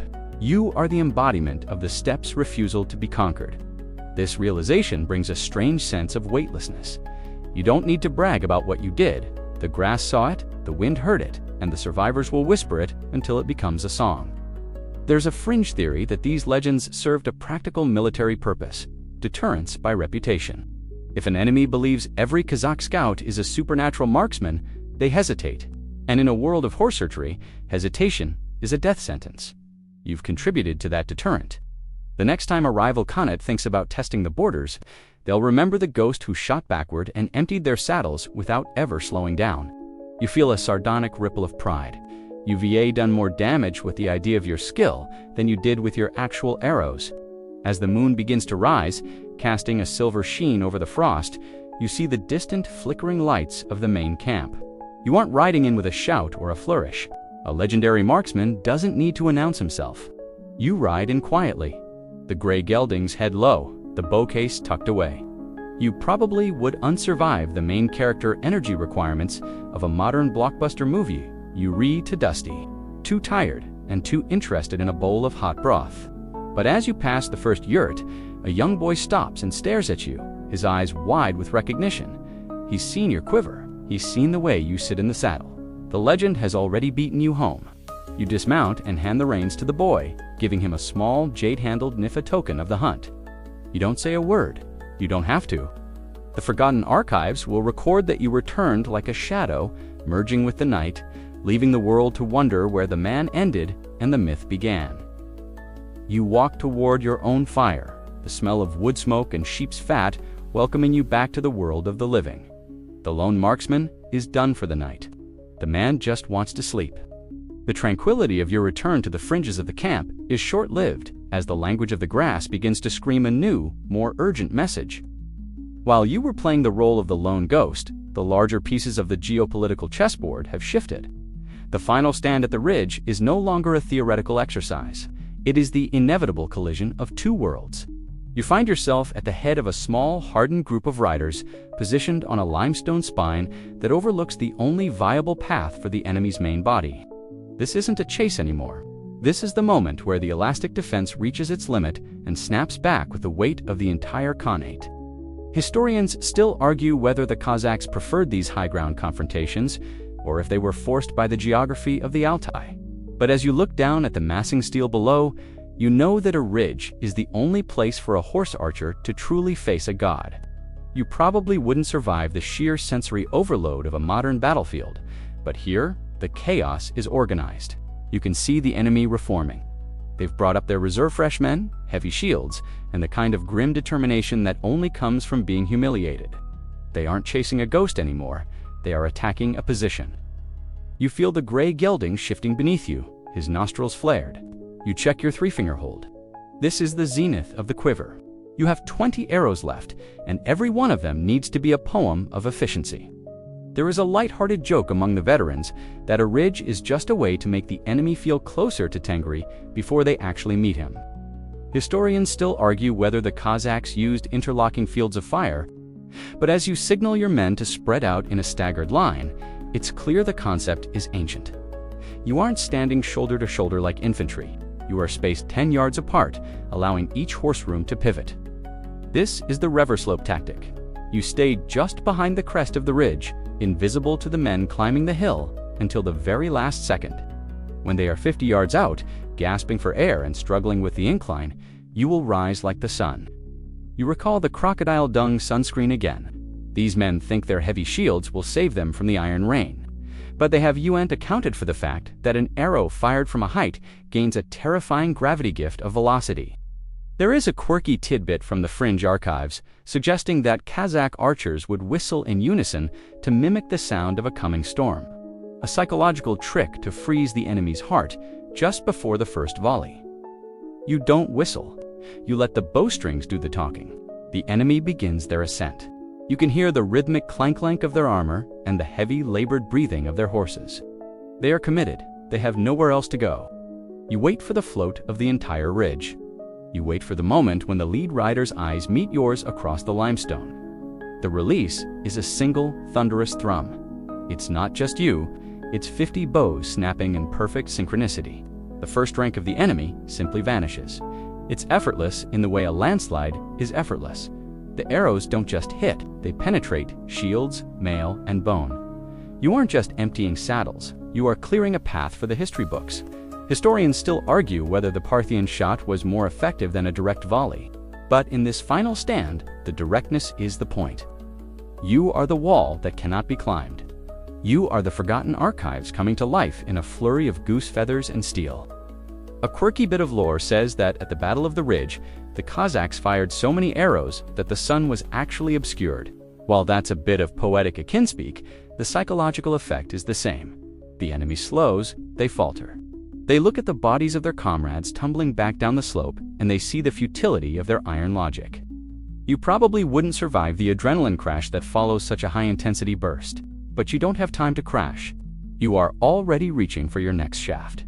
You are pumping the bow, a mechanical rhythm that turns you into a biological engine of war. There is an open scholarly debate about whether the final stand was a victory of technology or a victory of spirit.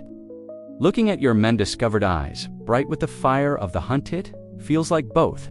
You've used the horn, the sinew, the horse, and the hill. You've turned the environment into a partner and the enemy into a target. You see the enemy commander trying to rally his troops for one last push. He's a brave man in his own way. He doesn't understand that he's trying to fight the wind with a sword.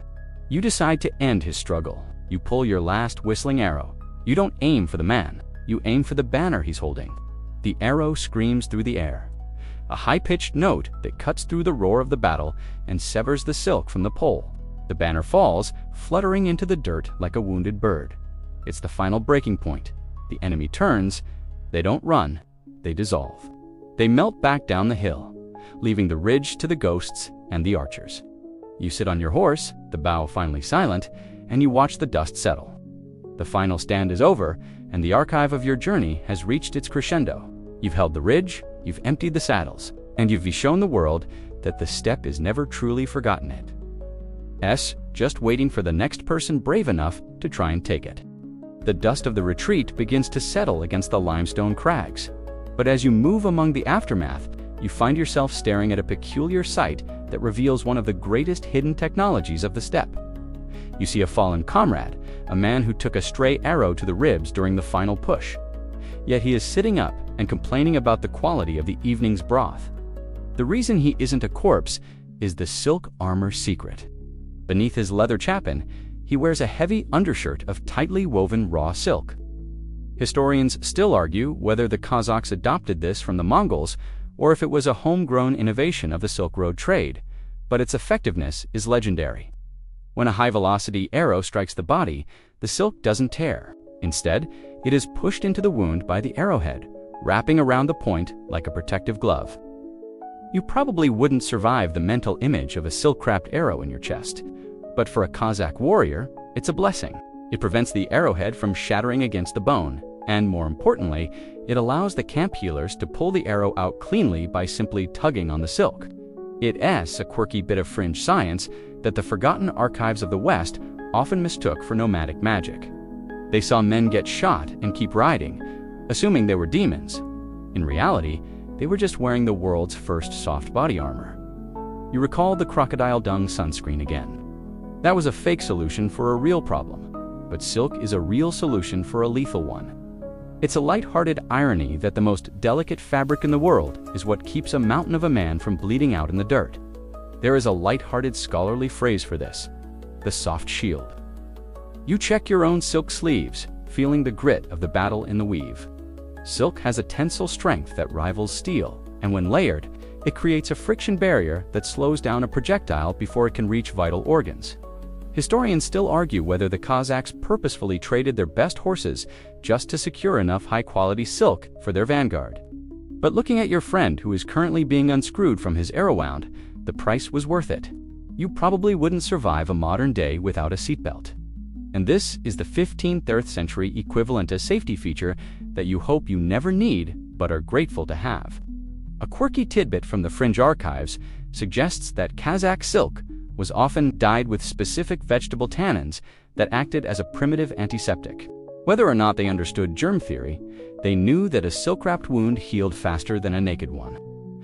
You watch the healer work. He isn't using a saw or a heavy pair of pliers.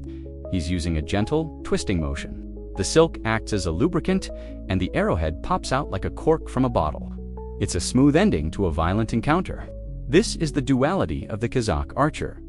You are a master of the most lethal kinetic technology, but you are also protected by the softest touch of the loom. There is an open scholarly debate about whether the silk armor gave the nomadic tribes a psychological edge, allowing them to take risks that a naked infantryman wouldn't dare. You feel that edge now. You aren't afraid of the Iron Rain because you know your layers are working for you. You are a biological and technological onion. You have the horse, the leather, the felt, and finally, the silk. Each layer is a forgotten archive of survival. You realize that your effortless victory was supported by thousands of invisible threads. You walk past a pile of discarded, enemy armor-heavy, rusted iron plates that have been pierced like paper. Those men didn't have the secret. They relied on the hard defense, which shatters and fails when met with a superior force.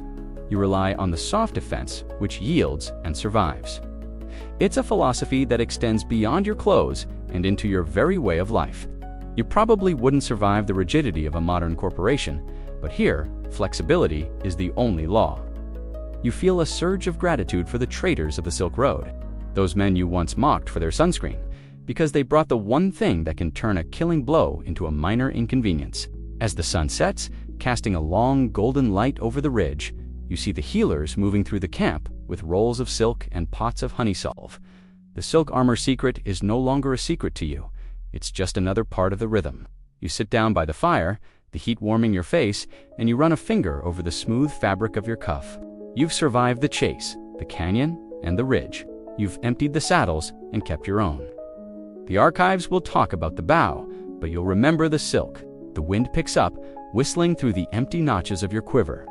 You are tired, your bones ache, and your horse is finally asleep. But you are alive. You are a part of the forgotten archives, a living testament to the fact that strength isn't always found in the hardness of steel, but in the cleverness of the thread. You close your eyes, the smell of wood smoke and victory filling your lungs, and you prepare for the final surveyors of the field. The morning after the final stand brings a silence so profound it feels heavy, as if the earth itself is holding its breath. You mount the gray gelding and begin a slow, methodical survey of the battlefield. In the forgotten archives, this is the grim but necessary epilogue where the hunter counts the cost and the scholar analyzes the efficiency of the Iron Rain. To a settled general, a battlefield is a place of glory and monuments. To a Kazakh scout, it is a classroom of ballistics and biology. You see the silent rows of fallen pursuers, their bodies half obscured by the drifting steppe grass. Historians still argue whether the Kazakhs practiced a cold efficiency that bordered on the detached, but as you look at the results of your work, it's not about cruelty. It's about the sheer mathematical dominance of the bow over the blade. You probably wouldn't survive the moral hangover of a modern soldier walking through this scene, but you view it through the lens of the language of the grass. The grass is already beginning to reclaim the space. You notice how the effortless emptying of saddles left a distinct pattern. The bodies are clustered in the kill zones you calculated days ago. There's a quirky tidbit from the Fringe archives suggesting that Kazakh scouts could identify which archer fired which shot just by the signature of the arrow's entry angle. You see a man with a needlepoint through his gorget, and you know it was your brother's work. You see the leaf head that took out the lead stallion, and you recognize your own handwriting. There is a light-hearted scholarly phrase for this aftermath: the silent census. You are counting the empty saddles to report back to the Khan. For every man lying in the dirt, there is a horse that has been liberated. This is the nomadic way of recycling a war. Unlike sedentary empires that leave their equipment to rust, you are already rounding up the enemy's mount stows that survived the physics of the gallop. They are grained and soft, but they'll make good pack animals for the next migration. You recall the crocodile dung sunscreen again. Even in death, the enemy's civilized gear looks out of place. Their heavy lances are snapped, their mail is torn, and their formula for victory lies shattered in the frost. A quirky bit of lore says that a Kazakh warrior would never strip a fallen enemy of his spirit, leaving the primary weapon with the body. But everything else, the silk, the boots, the high quality, steals fair game. You see your men moving with a quiet, professional speed. There is no cheering, no gloating, there is only the work. Historians still argue whether this lack of victory theater was a sign of nomadic humility or just a symptom of being constantly on the move. But, it's simpler. The war is never truly over. It's just transitioning to a different phase. You stop your horse near the dry riverbed where the feigned retreat first snapped. You see the deep ruts in the sand where the heavy cavalry struggled to turn. It's a physical map of their desperation. You probably wouldn't survive a modern forensic analysis of this site, as you've left so many signatures of your presence. But out here, the wind will erase the tracks by sunset. Only the forgotten archives will keep the record. You feel a strange sense of closure. You've followed the life of the arrow from the yurt to the string, and finally to the earth. There is an open scholarly debate about the aftermath of the arrow rain and how it influenced the local ecology. Some say the sudden influx of iron into the soil from thousands of unrecovered arrowheads actually changed the mineral composition of the ridges. You like that idea that even after you are gone, the grass will grow a little differently because you stood your ground. It's a lighthearted way to think about your legacy. You aren't just a killer. You're an inadvertent gardener of the steppe. As you ride back toward the main column of the Khanate, you see the yurts already being packed onto camels. The tribe is moving. The final stand wasn't an end. It was a clearing of the path. You've ensured that the migration can continue without a shadow over its shoulder. You probably wouldn't survive the stationary life of a city dweller, where you wake up in the same place every morning. You need the horizon to be a goal, not a decoration. You look back one last time at the silent battlefield, the gray gelding tossing its head as if to signal that it's time to go. The aftermath is where the legend begins to breathe on its own. The survivors you let go will carry the story of the ghost of the steppe to every corner of the world.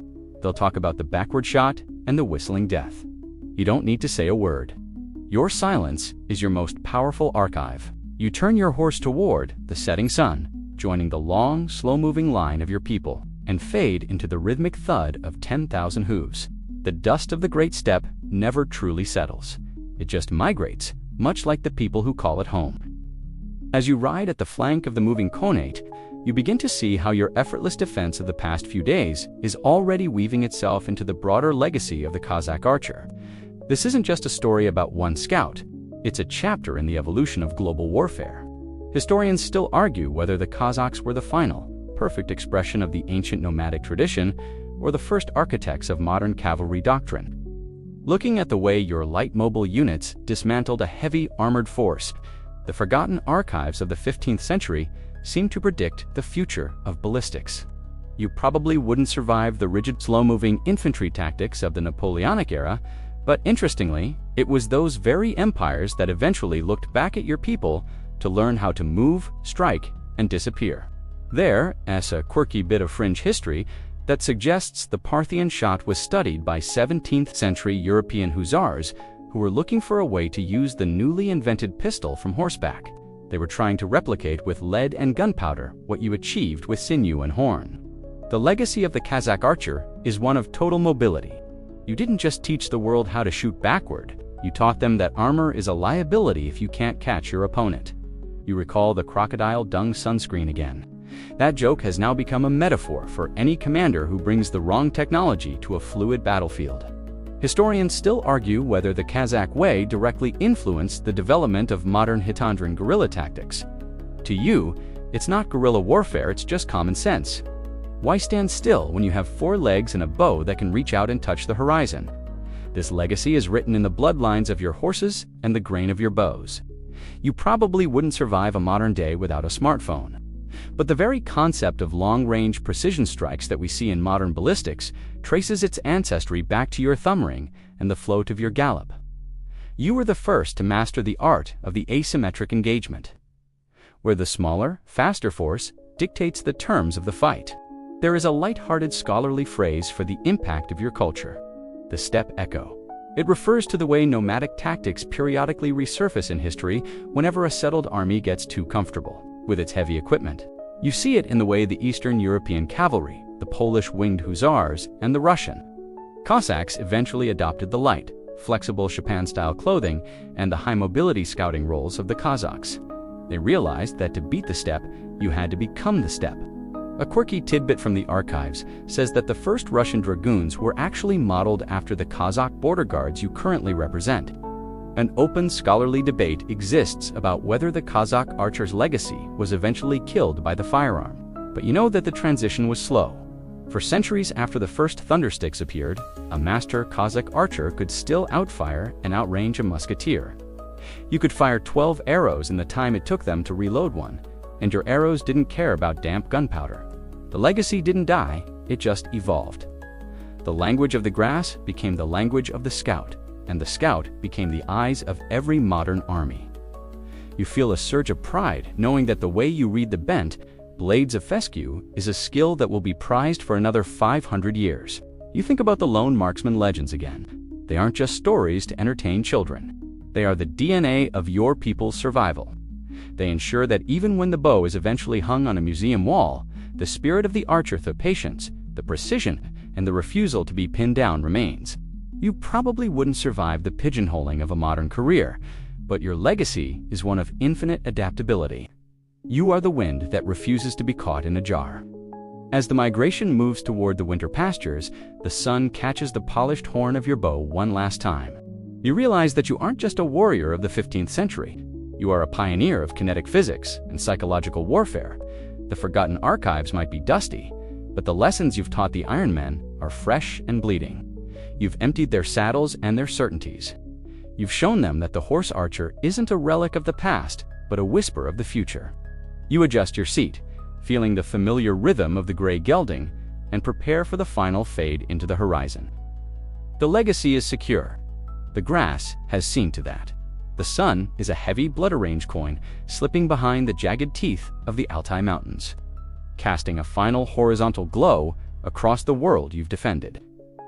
As you ride at the very rear of the Kazakh migration, the forgotten archives are finally beginning to close their heavy vellum pages on this chapter of your life.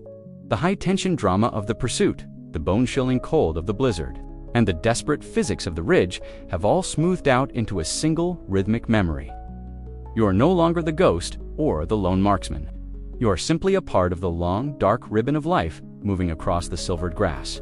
Historians still argue whether the nomadic lifestyle was an endless cycle of hardship.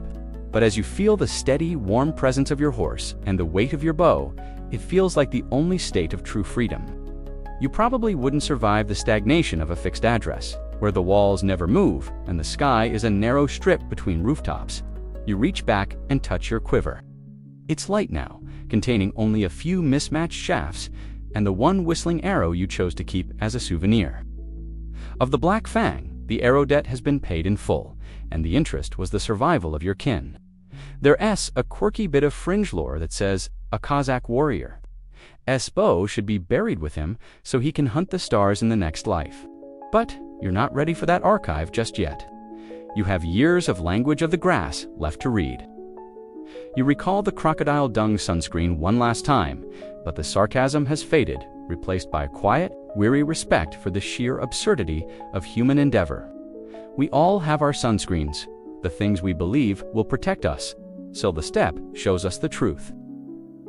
The effortless nature of your victory was never about magic.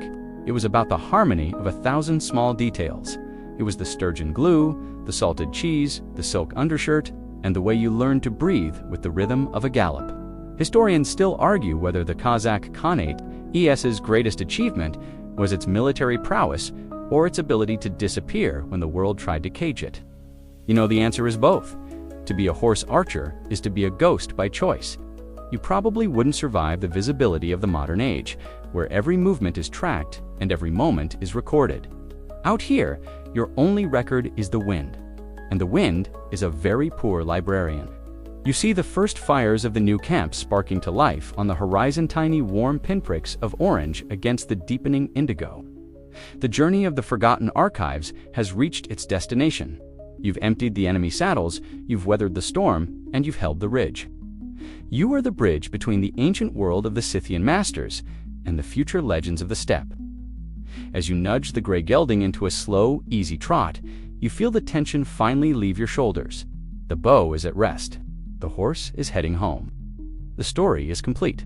The world of the 15th century Kazakh archer is beginning to fade now. The sharp edges of the limestone ridges softening into shadows, and the whistling of the arrows being replaced by the gentle, steady rhythm of your own breathing. You can feel the vastness of the steppe shrinking down until it is just.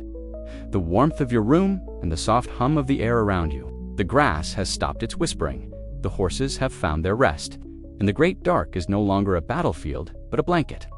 The heavy bow is unstrung, the silk is folded, and the long, winding path through the Altai is a dream you are just about to leave behind. Let the weight of the day settle into the earth, just like the dust after a great migration, leaving nothing but a clean, open horizon. There are no more pursuers, no more impossible shots to take, and no more archives to navigate. The silence is yours, now a deep, peaceful silence that stretches from the mountains to the stars. Sleep comes as easily as the float of a perfect gallop, carrying you away from the steel and the sinew into a place of absolute stillness.